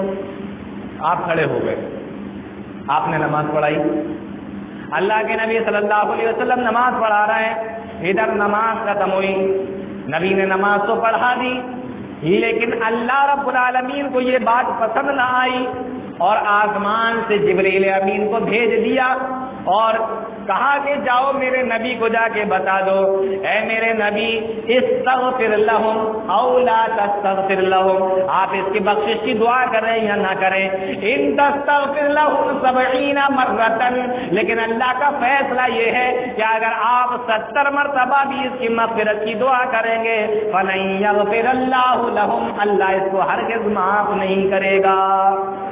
یہ اللہ کا فیصلہ ہے۔ آپ 70 مرتبہ بھی اس کے جنازے کی نماز پڑھ لیں تب بھی اللہ اس کو ہرگز معاف نہیں کرے گا۔ اس کے کرتوت ایسے ہیں۔ میرے نبی کا اخلاق دیکھیے، اللہ کے نبی جناب محمد رسول اللہ صلی اللہ علیہ وسلم نے ارشاد فرمایا، مسلم کی روایت ہے، اے میرے صحابہ مجھے اللہ نے بتایا کہ 70 مرتبہ بھی اگر میں اس کی جنازے کی نماز پڑھوں، مغفرت کی دعا کروں، تب بھی اللہ اس کو معاف نہیں کرے گا۔ اگر مجھے یہ معلوم ہو جائے کہ اگر میں 71 مرتبہ اس کی جنازے کی نماز پڑھاؤں گا تو اللہ اس کو معاف کر دے گا، تو میں جناب محمد رسول اللہ 71 مرتبہ اس کی جنازے کی نماز پڑھانے کے لیے تیار ہوں۔ میں 1 2 3 4 71 مرتبہ اس کی استغفار کی دعا کروں گا، 71 مرتبہ اس کی جنازے کی نماز پڑھاؤں گا اگر مجھے یہ معلوم ہے۔ تو میں بتا یہ رہا تھا کہ ہم اپنے مسلمان بھائیوں کے جنازے میں جانے کے لیے تیار نہیں ہوتے، یہاں اللہ کے نبی جناب محمد رسول اللہ صلی اللہ علیہ وسلم نے ایسے آدمی کی بھی جنازے کی نماز پڑھا دی جس کے لیے اللہ رب العالمین نے بعد میں آپ کو منع کر دیا اور کہا کہ آج کے بعد کسی کی پھر نماز جنازہ، کسی منافق کی نماز جنازہ آپ نہیں پڑھائیں گے اور نہ اس کے لیے دعا کریں گے۔ تو تیسرا حق کیا ہے؟ مسلمان کا مسلمان کے اوپر اس کے جنازے میں جانا اور اس کو دفن کرنے کے لیے جانا، اس کی جنازے کی نماز پڑھنا۔ ثواب کتنا ہے وہ میں آپ کو بتا چکا ہوں۔ اب آئیے چوتھا حق دیکھتے ہیں اسی حدیث کی روشنی۔ اللہ کے نبی صلی اللہ علیہ وسلم ارشاد فرماتے ہیں چوتھا حق یہ ہے وَإِجَابَةُ الدَّعْوَةِ، جب وہ دعوت کرے تو اس کی دعوت کو قبول کیا جائے، یعنی ایک مسلمان دوسرے مسلمان کو اگر دعوت کرے، اس کو کھانے کے لیے بلائے تو اس کی دعوت کو قبول کیا جائے، یہ ایک مسلمان کا دوسرے مسلمان کے اوپر حق ہے۔ آج ہمارا معاملہ کیا ہے؟ اوپر کے جو 3 حق میں نے بیان کیے وہ ہماری سمجھ میں آئیں یا نہ آئیں، لیکن چوتھے والے میں تو ہم بالکل پکے ہیں۔ چوتھے والے میں تو ہم لوگ اتنے پکے ہیں کہ معلوم ہو جائے کہ فلاں جگہ پہ شادی نکل رہی ہے، 1 مہینے پہلے ہی سے انتظار کرنے لگتے ہیں، روزانہ گھر پہ آ کے پوچھ رہے کارڈ آیا؟ اچھا ابھی بانٹا نہیں ہوگا، کارڈ پہنچا؟ نہیں پہنچا؟ اچھا ابھی تک نہیں پہنچا، وہاں پہ تو ملا تھا مجھے کارڈ بانٹتے ہوئے۔ یہاں بار بار پوچھا جا رہا ہے، یہ حق ہمیں اچھے طریقے سے معلوم، لیکن بہت سے اللہ کے بندے ایسے ہیں کہ یہ بھی حق نہیں نبھا پاتے، یہ حق بھی نہیں نبھا پاتے۔ اچھا تم آج آئے ہو میرے یہاں، جب 2 دن رہ گئے شادی کے، ہم اتنے گئے گزرے ہیں، 2 دن رہ گئے تب ہم تمہارا کارڈ لیں گے۔ وہ تمہارے اپنے تھے، وہ تمہارے سگے تھے نا، جہاں تم 10 دن پہلے گئے تھے، میں نہیں آ پاؤں گا تمہارے یہاں شادی میں۔ ایسے بھی لوگ ہوتے ہیں۔ اجابت الدعوۃ، دعوت کرے تو اس کو قبول کرو، کوئی عذر نہیں ہے، کوئی پریشانی نہیں ہے تو آپ منع نہ کیجیے، اس کی دعوت کو قبول کیجیے، یہ حق ہے۔ حدیثوں میں آیا اللہ کے نبی جناب محمد رسول اللہ صلی اللہ علیہ وسلم کو اگر کوئی غریب مزدور مسکین بھی اپنی یہاں دعوت پہ بلایا کرتا تھا تو اللہ کے نبی صلی اللہ علیہ وسلم اس کی یہاں بھی چلے جایا کرتے تھے۔ آج ہمارے یہاں معاملہ کیا ہے؟ ارے سیٹھ جی کی یہاں دعوت ہے، ہاں چلیں گے، ارے وہاں تو ضرور جائیں گے۔ کس کی یہاں ہے؟ اچھا غریب آدمی ہے محلے کا، ہاں دیکھا جائے گا، آ جائیں گے، چلے جائیں گے، پھر یہ چلتا ہے۔ اور آپ کو معلوم ہے ایک مالدار کی دعوت میں اور ایک غریب کی دعوت میں کیا فرق ہوتا ہے؟ آپ کو معلوم ہے؟ میں بتاتا ہوں آپ کو۔ آپ ایک مالدار کی یہاں دعوت میں جائیے، آپ سے کہے گا اتنی دیر میں آئے، کب سے میں تمہارا انتظار کر رہا ہوں، اتنی دیر میں آتے ہو۔ اب آپ کہہ رہے ہیں بابو جی تھوڑی دیر ہو گئی، میں فلاں جگہ چلا گیا تھا۔ اب کہہ رہا اچھا اتنی دیر میں، یہ لو جگ پکڑو، پانی بھر کے لاؤ۔ آپ پہنچے، وہ پانی پہ لگا دیا اس۔ کسی غریب کے یہاں گئے، آپ پہنچے، غریب کا معاملہ یہ ہے جس کپڑے سے، جس رومال سے وہ اپنے منہ، اپنے سر، اپنے ماتھے کا پسینہ پہنچتا ہے، اسی کپڑے سے آپ کے لیے کرسی صاف کرے گا کہ بیٹھیے اس پر بیٹھیے، اسی کپڑے سے۔ لیکن ہمیں وہ عزت رات نہیں آتی، ہم جائیں گے اس کی دعوت میں جو ہم سے پانی بھروائے اور ہمیں کام پہ جاتے ہی ساتھ لگا دے۔ تو چوتھا حکم کیا ہے؟ وَإِجَابَةُ الدَّعْوَةِ، دعوت کو قبول کیا جائے۔ اور پانچواں حق دیکھ لیجیے، اب اللہ کے نبی صلی اللہ علیہ وسلم ارشاد فرماتے ہیں، اچھا یہاں پر ایک چیز اور دیکھ لیجیے، دعوت کو قبول کرنا ایک الگ چیز ہے اور وہاں جا کے کھانا یا نہ کھانا یہ ایک الگ چیز ہے۔ اور کبھی کبھی ایسا ہوتا ہے کہ ایک ہی دن میں دو جگہ سے دعوت آ گئی، تو آپ بتا دیجئے دوسرے والے کو کہ آپ سے پہلے فلاں صاحب اور دعوت کر گئے ہیں اور میں ان کی یہاں جاؤں گا، جس کی یہاں سے پہلے دعوت آئی میں اس کی یہاں جاؤں گا۔ یا پھر آپ ایسا کیجیے، آپ جس کو مناسب سمجھتے ہو دونوں میں سے کہ مجھے فلاں جگہ جانا چاہیے، تو جس کی یہاں سے دوسری جگہ سے جو دعوت آئی ہے آپ اس کو بتا دیجئے کہ دیکھیے مجھے آپ کی دعوت منظور ہے، مجھے کوئی پریشانی نہیں ہے، میں آپ کی آ جاتا، لیکن فلاں جگہ سے بھی دعوت آ گئی ہے اس لیے میں وہاں پہ جا رہا ہوں۔ یا ایک ایسا کریے کہ میرے گھر کے آدھے لوگ آپ کے یہاں آئیں گے اور آدھے لوگ فلاں جگہ پہ چلے جائیں گے، اس طریقے سے یہ الگ الگ معاملہ ہو گیا، تو دعوت بھی قبول ہو جائے گی اور یہ حق بھی مسلمان کا ادا ہو جائے گا۔ پانچویں چیز اللہ کے نبی صلی اللہ علیہ وسلم نے حدیث کے اندر ارشاد فرمائی، وَتَشْمِيتُ الْعَاطِسِ، اور چھینک کا جواب دینا، یعنی اگر کسی مسلمان کو چھینک آ جائے اور وہ چھینک آنے پر الحمدللہ کہے تو برابر والا جو مسلمان اس کے برابر میں، اس کا بھائی ہے، اس کا دوست ہے، اس کا ساتھی ہے، کوئی بھی ہو، اس کے الحمدللہ سننے پر اس کو جواب دینا چاہیے یرحمک اللہ۔ الحمدللہ کا مطلب ہوتا ہے تمام تعریف ہے اللہ رب العالمین کے لیے، اور یرحمک اللہ کا مطلب ہوتا ہے اللہ تمہارے اوپر رحم فرمائے۔ اب جب اس نے کہا یرحمک اللہ تو جس کو چھینک آئی تھی اس کو جواب دینا پڑے گا یہدیکم اللہ ویصلح بالکم، اللہ تمہیں ہدایت دے اور تمہارے اعمال کو بھی درست فرما دے، تمہیں نیک عمل کرنے کی بھی توفیق دے۔ اچھا یہ کبھی آپ نے سوچا یہ سارا سسٹم کیوں ہے؟ ٹھیک آئی الحمدللہ، پھر یرحمک اللہ، پھر یہدیکم اللہ، یہ سارا سسٹم کیوں؟ کبھی سوچا آپ نے؟ سائنسداں ہمیں بتاتے ہیں، سائنٹسٹ ہمیں بتاتے ہیں، جب انسان کو چھینک آتی ہے تو چھینک کے ذریعے سے جو ہوا ناک کے ذریعے سے، منہ کے ذریعے سے باہر نکلتی ہے، اس کی اسپیڈ 80 کلومیٹر سے بھی زیادہ تیز ہوتی ہے۔ آپ ذرا اندازہ کیجئے ایک ایسی ہوا جس کی اسپیڈ 80 کلومیٹر سے بھی زیادہ ہو، اگر وہ ناک کے ذریعے سے باہر نہ نکلے، منہ کے ذریعے سے باہر نہ آئے، سیدھے دماغ پہ چلا جائے، ڈاکٹر بتاتے ہیں، سائنٹسٹ بتاتے ہیں، تو دماغ خراب ہو جائے گا، انسان پاگل ہو جائے گا۔ اگر وہ آنکھوں پر چلی جائے وہ ہوا تو آنکھوں کی روشنی ختم ہو جائے گی، اس لیے جب یہ ہوا ناک اور منہ کے ذریعے سے باہر نکل جاتی ہے تو اس پہ بندہ کہتا ہے الحمدللہ۔ اور دوسری وجہ سائنٹسٹ یہ بتاتے ہیں، دوسری وجہ آج کی میڈیکل سائنس ہمیں یہ بتاتی ہے کہ جب کسی بندے کو چھینک آتی ہے تو چھینک کے ذریعے سے اس کے جسم کے وہ کیٹانو یا وہ جراثیم باہر نکل جاتے ہیں جو چھینک کے علاوہ کسی دوسری چیز سے باہر نکل ہی نہیں سکتے تھے۔ اور تیسری وجہ آج کی میڈیکل سائنس ہمیں یہ بتاتی ہے کہ جب انسان کو چھینک آتی ہے تو وہ اس کے جسم، پورا کا پورا جسم کام کرنا بند کر دیتا ہے، یہاں تک کہ اس کا دل بھی دھڑکنا بند کر دیتا ہے۔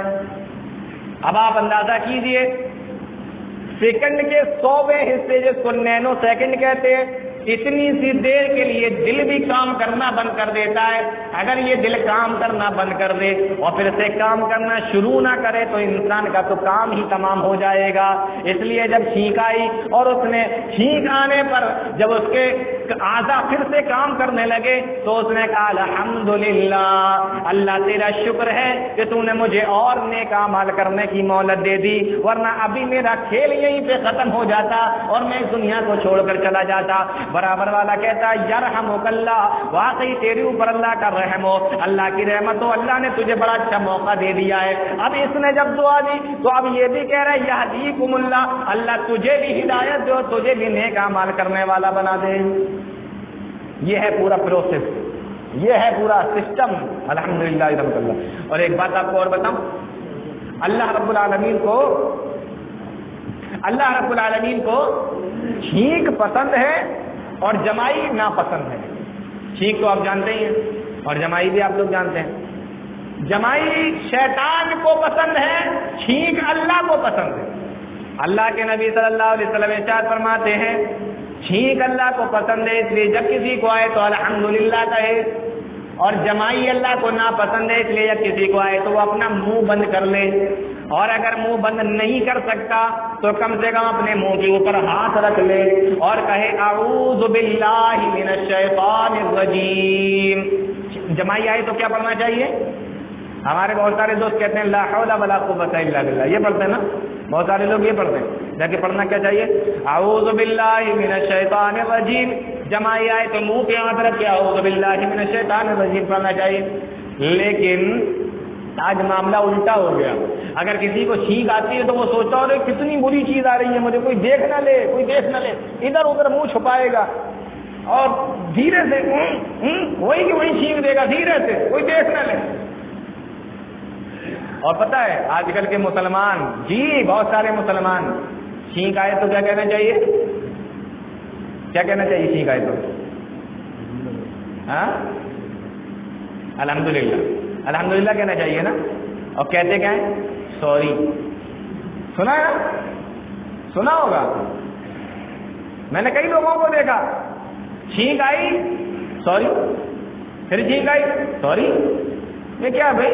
اسلام نے کہا الحمدللہ کہو، چھینک آ رہی ہے آپ الحمدللہ کہیے، سوری کہتے ہیں۔ جی مسلمانوں کو دیکھا میں نے سوری کہتے ہیں۔ اور جب جمائی آئی، جمائی ناپسند ہے اللہ کو، جمائی آتی ہے تو شیطان بڑا خوش ہوتا ہے، کیونکہ چھینک جب آتی ہے تو انسان ریفریش ہو جاتا ہے، جیسے کمپیوٹر کو ریفریش کیا جاتا ہے، ایسے انسان ریفریش ہو جاتا ہے جب اس کو چھینک آتی ہے، تر و تازہ ہو جاتا ہے، تازہ دم ہو جاتا ہے۔ اور اللہ چاہتا ہے کہ مومن ہمیشہ تر و تازہ دم رہے۔ اور جمائی آنے سے انسان کے اندر سستی آتی ہے، شیطان چاہتا ہے کہ انسان سست رہے، اس لیے وہ بڑا خوش ہوتا ہے۔ ہم لوگ چھینک تو چھپا جاتے ہیں اور جمائی اتنا بڑا منہ، یہ بڑا منہ کھولا، اتنا بڑا منہ کھول کے لوگوں کو بتاتے ہیں۔ ارے بھائی پتہ کیسے چلے گا؟ آپ نے رات بھر تقریر سنی ہے، اب صبح ہو کے اگر آپ دن میں بڑا منہ کھول کے اگر جمائی نہیں لیں گے تو لوگوں کو پتہ کیسے چلے گا کہ آپ نے رات بھر تقریر سنی ہے؟ جب آپ بڑی سی جمائی لیں گے تبھی تو لوگوں کو بتا پائیں گے کہ رات میں میری نیند پوری نہیں ہوئی، میں تقریر سن رہا تھا، پروگرام سن رہا تھا۔ تو یہ جمائی کا معاملہ ہے۔ جمائی آئے اعوذ باللہ من الشیطان الرجیم پڑھو، منہ کو بند کر لو، نہیں کر پاتے ہو تو منہ پہ ہاتھ رکھو۔ تو یہ کتنی چیزیں ہو گئی؟ 5 چیزیں ہو گئی نا۔ اس حدیث کے تعلق سے 5 چیزیں میں نے آپ کے سامنے رکھ دی۔ اپنی بات کو ختم کرنے سے پہلے 1-2 چیزیں اور بتا دوں آپ کے فائدے کے لیے، 1-2 چیزیں اور آپ کے سامنے رکھ دیتا ہوں۔ دیکھیے مسلمان کے اوپر کیا حق ہیں وہ بتائے جا رہے ہیں۔ اب دیکھیے اس میں سے ایک تو بہت پیاری چیز بتا رہا ہوں۔ ایک مسلمان کا دوسرے مسلمان کے اوپر ایک حق یہ بھی ہے کہ وہ آپس میں ایک دوسرے کی ضرورتوں کو پورا کریں، حاجتوں کو پورا کریں۔ ایک مسلمان بھائی کو کسی چیز کی ضرورت ہے، دوسرے کے پاس میں ہے، وہ اس کی ضرورت کو پورا کر سکتا ہے، تو اب یہ مسلمان کا حق ہے کہ وہ اس کی ضرورت کو پورا کرے، اور اس کو اگر ضرورت ہے تو یہ مسلمان بھائی اس کی ضرورت کو پورا کرے۔ اگر کوئی انسان ایسا کرتا ہے، اللہ رب العالمین کتنا خوش ہوتا ہے اور کیا انعام دیتا ہے۔ اللہ کے نبی جناب محمد رسول اللہ صلی اللہ علیہ وسلم نے ارشاد فرمایا، من کان فی حاجت اخیہ کان اللہ فی حاجتہ، اگر کوئی مسلمان کسی دوسرے مسلمان کی کسی ضرورت کو پورا کر دے تو اللہ رب العالمین اس مسلمان کی ضرورت کو پورا کر دیتا ہے۔ بات سمجھ آ رہی؟ آپ نے کسی دوسرے کی ضرورت کو پورا کیا، اللہ آپ کی ضرورت کو پورا کر دے۔ اور اسی حدیث کے اندر اللہ کے نبی صلی اللہ علیہ وسلم ارشاد فرماتے ہیں، من فرج عن مسلم کربۃ فرج اللہ عنہ بها کربۃ من کرب یوم القیامہ، اگر کوئی مسلمان کسی دوسرے مسلمان کی دنیا کے اندر کسی پریشانی کو دور کر دے، کسی مصیبت کو دور کر دے، اللہ رب العالمین کل قیامت کے دن اس مسلمان کی بڑی بڑی پریشانیوں میں سے کسی بڑی پریشانی کو دور کر دے گا۔ آپ نے دنیا میں کسی انسان کو کسی مصیبت سے نکالا، اپنے کسی مسلمان بھائی کی کسی مصیبت کو دور کر دیا، کل قیامت کے دن اللہ رب العالمین آپ کو آپ کی مصیبتوں سے نکال دے گا، آپ کو آپ کی مصیبتوں سے چھٹکارا دے دے گا۔ اللہ کے نبی صلی اللہ علیہ وسلم حدیث کے اندر ارشاد فرماتے ہیں، واللہ فی عون العبد ما کان العبد فی عون اخیہ، اور اللہ اپنے بندے کی اسی وقت تک مدد کرتا ہے جب تک بندہ اپنے بھائی کی مدد کرتا رہتا ہے۔ آپ یہ سوچیں، ہم دنیا میں کسی کی مدد نہیں کریں گے، جائیے اللہ آپ کی بھی مدد نہیں کرے گا، آپ بالکل الگ ہو جائیں گے، تنہا تنہا ہو جائیں گے، کوئی آپ کو پوچھنے والا نہیں رہے گا۔ آئیے ذرا دیکھیے کس طریقے سے ایک مسلمان دوسرے مسلمان کی حاجتوں کو پورا کرتے تھے اور ضرورتوں کو پورا کرتے تھے۔ حضرت عمر فاروق رضی اللہ تعالیٰ، کون نہیں جانتا حضرت عمر فاروق رضی اللہ تعالیٰ عنہ کو؟ کون نہیں جانتا؟ مسلمانوں کے بادشاہ صحابی رسول حضرت عبد الرحمن ابن عوف رضی اللہ تعالیٰ عنہ بیان کرتے ہیں، ایک رات حضرت عمر فاروق رضی اللہ تعالیٰ عنہ میرے پاس میں آئے اور کہا کہ عبد الرحمن ذرا اٹھو۔ کہا میں سو رہا تھا، میں اٹھا، میں نے کہا امیر المومنین کیا بات ہے، کیا معاملہ ہو گیا؟ کہا کوئی بات نہیں، کوئی معاملہ نہیں ہوا، آؤ ذرا چلو گشت کر کے آتے ہیں، رعایا کا خیال کر کے آتے ہیں، رعایا کی دیکھ بھال کرتے ہیں، آؤ ذرا مدینہ کا ایک چکر لگا کر آتے ہیں، کوئی پریشان حال رات کے وقت میں کوئی بھٹک تو نہیں رہا، کوئی مسافر تو نہیں، کوئی ضرورت مند تو نہیں، آؤ ذرا چل کر دیکھتے ہیں۔ عبد الرحمن بن عوف کہتے ہیں میں امیر المومنین حضرت عمر فاروق رضی اللہ تعالیٰ عنہ کے ساتھ میں نکلا، اور جب ہم لوگ مدینہ سے باہر چلے گئے تو ایک جگہ پر دیکھا ایک خیمہ لگا ہوا ہے اور اس خیمے سے بچے کے رونے کی آواز آ رہی ہے، اس خیمے سے بچے کے رونے کی آواز آ رہی ہے۔ عمر فاروق رضی اللہ تعالیٰ اس خیمے کے پاس میں پہنچے اور جا کر کہنے لگے اے بچے کی ماں اپنے بچے کو چپ کرا لے، اور یہ کہہ کر حضرت عمر فاروق آگے نکل گئے۔ عبد الرحمن بن عوف رضی اللہ تعالیٰ عنہ بیان کرتے ہیں جب حضرت عمر فاروق وہاں سے واپس لوٹے تو دیکھا اسی خیمے سے بچے کے رونے کی آواز پھر سے آ رہی ہے۔ آپ اس خیمے کے پاس میں پہنچے اور جا کر کہنے لگے کتنی ظالم ماں ہے، کتنی بری ماں ہے، میں نے تو اس سے کہا تھا اپنے بچے کو چپ کرا لے، تو نے ابھی تک اپنے بچے کو چپ نہیں کرایا، کتنی ظالم ماں ہے۔ اب وہ ماں، وہ عورت اندر سے آواز دیتی ہے کہ جاؤ جاؤ، تمہیں کیا مطلب، تمہیں کیا مطلب، میرا بچہ روئے یا سوئے، تمہیں اس سے کیا مطلب، تم جاؤ اپنا کام کرو، اپنا کام کرو، میں تو میرا بچہ بھوکا ہے، اس وجہ سے میرا بچہ رو رہا ہے۔ تو کہنے لگے اگر تیرا بچہ بھوکا ہے تو اس کو دودھ کیوں نہیں پلاتی؟ کہا میں اپنے بچے کا دودھ چھڑا رہی ہوں۔ کہا تو اپنے بچے کا دودھ کیوں چھڑا رہی ہے، تیرے بچے کی عمر کتنی ہے؟ جواب دیا کہ میرا بچہ صرف 5 مہینے کا ہے اور میں اپنے بچے کا دودھ چھڑا رہی ہوں۔ اسلام کا حکم کیا ہے؟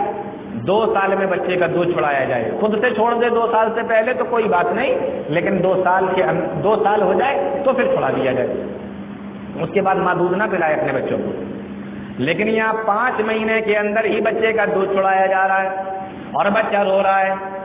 حضرت عمر فاروق رضی اللہ تعالیٰ عنہ کہتے ہیں کیا رے تو بڑی ظالم معلوم پڑتی ہے، 5 مہینے کی عمر میں تو بچے کا دودھ چھڑا رہی ہے؟ تو وہ اندر سے جواب دیتی ہے کہ میں غریب عورت ہوں، میرے شوہر کا انتقال ہو چکا ہے، میں بچے کا دودھ اس لیے چھڑا رہی ہوں تاکہ یہ بچہ دودھ چھوڑ دے۔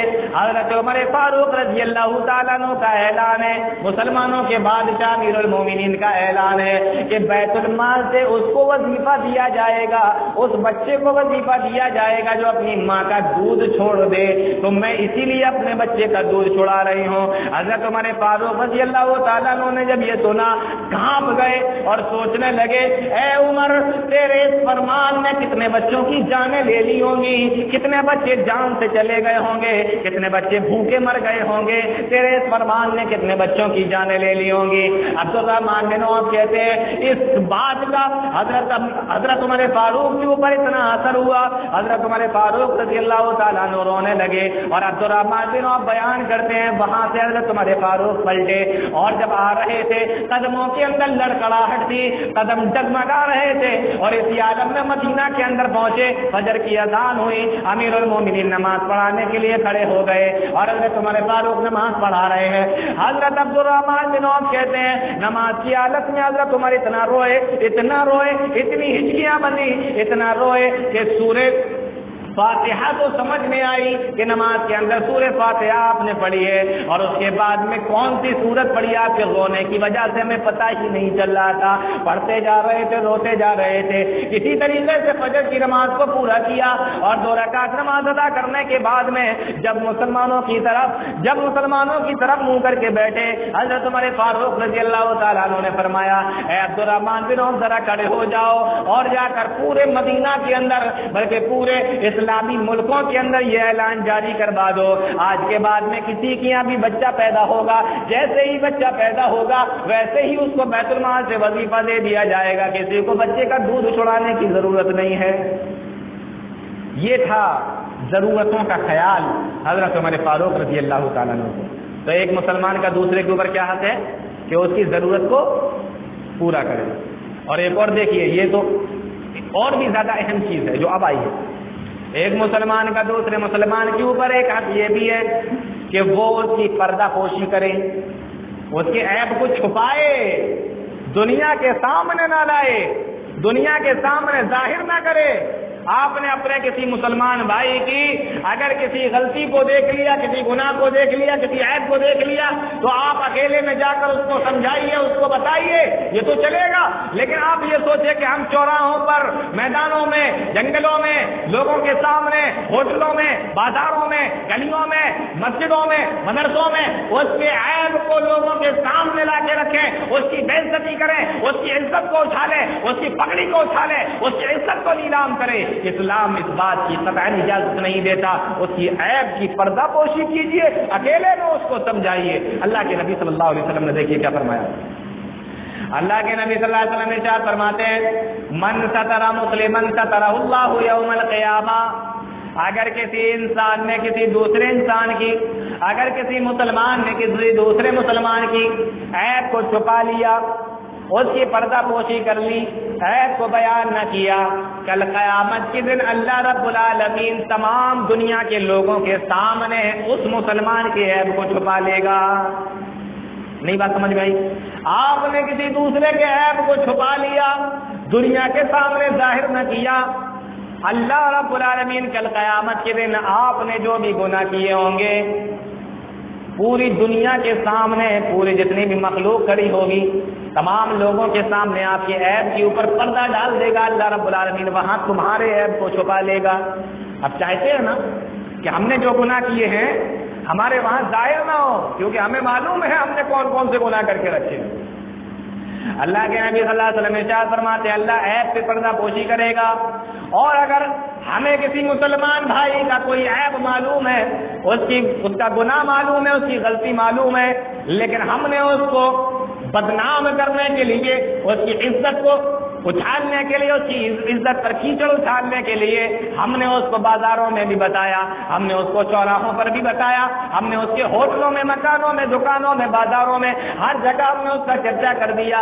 اللہ کے نبی ارشاد فرماتے ہیں کل قیامت کا دن ہوگا، اللہ رب العالمین تمہارے عیب کو بھی ساری دنیا کے لوگوں کے سامنے لے آئے گا۔ تم نے رات کے اندھیرے میں کون سا گناہ کیا تھا، تم نے رات کی تاریکی میں کون سا گناہ کیا تھا، اللہ بھی وہاں پر تمہارے عیبوں کے اوپر پردہ نہیں ڈالے گا۔ تو یہ بہت اہم چیز ہے. آپ اکیلے میں اسے سمجھائیں لیکن لوگوں کے سامنے لانے کی کوشش نہ کریں بلکہ اس کو دبائیں، عیب پر پردہ ڈالیں. آئیے ایک حق اور دیکھ لیتے ہیں، اور وہ جانتے ہیں کیا ہے؟ وہ حق ہے زبان کی حفاظت کرنا. زبان کی حفاظت. اللہ رب العالمین نے قرآن کریم کے اندر مذاق ایک دوسرے کا بنانے سے بھی منع فرمایا، غیبت کرنے سے بھی اللہ کے نبی صلی اللہ علیہ وسلم نے منع فرمایا. ایک موقع پر اللہ کے نبی صلی اللہ علیہ وسلم نے صحابہ سے فرمایا، اے میرے صحابہ جنت میں جانا چاہتے ہو؟ صحابہ کرنے لگے، اللہ کے نبی جنت میں کون نہیں جانا چاہتا؟ کون ایسا ہوگا جو یہ کہے گا میں نہیں جانا چاہتا جنت؟ صحابی کہنے لگے، اے اللہ کے نبی جنت میں کون نہیں جانا چاہتا؟ نبی کریم صلی اللہ علیہ وسلم نے ارشاد فرمایا، اے لوگوں دو چیزوں کی ضمانت تم مجھے دے دو، جنت کی ضمانت میں تمہیں دیتا ہوں. من یضمن لی ما بین لحیہ وما بین رجلیہ اضمن لک الجنہ. اے لوگوں دو چیزوں کی ضمانت تم مجھے دے دو، جنت کی ضمانت میں تمہیں دیتا ہوں. اے اللہ کے نبی وہ دو چیزیں کون سی ہیں؟ اللہ کے نبی صلی اللہ علیہ وسلم فرماتے ہیں ایک تو تمہاری شرمگاہ ہے، اس کی حفاظت کرنا، اور دوسری تمہاری زبان ہے، اس کی بھی حفاظت کرنا. یہ دو چیزوں کی تم حفاظت کرو گے، اس کی گارنٹی تم مجھے دے دو گے. اللہ کے نبی فرماتے ہیں جاؤ میں تمہیں جنت کی ضمانت دیتا ہوں، اللہ تمہیں جنت کے اندر داخل فرما دے گا. یہ حق ہے. آپس میں ایک دوسرے پر کیچڑ نہ اچھالے جائیں، غیبتیں نہ کی جائیں، چغلخوریاں نہ کی جائیں. ایک موقع پر اللہ کے نبی صلی اللہ علیہ وسلم نے اپنی زبان کو باہر نکالا اور انگلی سے اشارہ کیا زبان کی طرف، اور صحابہ کرام سے فرمایا، اے میرے صحابہ اس کو سنبھال کر رکھنا، اس پر کنٹرول کرنا، اس کی حفاظت کرنا. یہ چیز تمہیں، یہ اگر جنت میں جانا چاہتے ہو تو اس کی حفاظت کرنا، اس پر کنٹرول رکھنا. صحابہ کہنے لگے، اے اللہ کے نبی جنت کا اور زبان کا کیا تعلق؟ جنت کا اور زبان کا کیا کانٹیکٹ؟ اللہ کے نبی صلی اللہ علیہ وسلم نے ارشاد فرمایا، اے میرے صحابہ تم یہ پوچھتے ہو جنت کا اور زبان کا کیا تعلق، بلکہ میں تو یہ کہتا ہوں اسی زبان کی وجہ سے اکثر لوگ جہنم کے اندر پھینک دیے جائیں گے. ایک دوسرے کے اوپر زبان درازیاں نہ کرو. چلیے آئیے ایک حق اور دیکھ لیتے ہیں. بڑی پیاری بات بتانے والا ہوں میں آپ کو، اور ہو سکتا ہے کہ یہ آپ کے ماحول کے سے مناسبت بھی رکھتی ہو. آپ سارے لوگ زمین و جائیداد والے ہیں، زمین کا کام بھی کرتے ہیں. ایک مسلمان کا دوسرے مسلمان کے اوپر کیا حق ہے ذرا آئیے دیکھ لیتے ہیں. ایک حق یہ بھی ہے کہ ایک مسلمان دوسرے مسلمان کی زمین و جائیداد کے اوپر ناجائز قبضہ نہ کرے.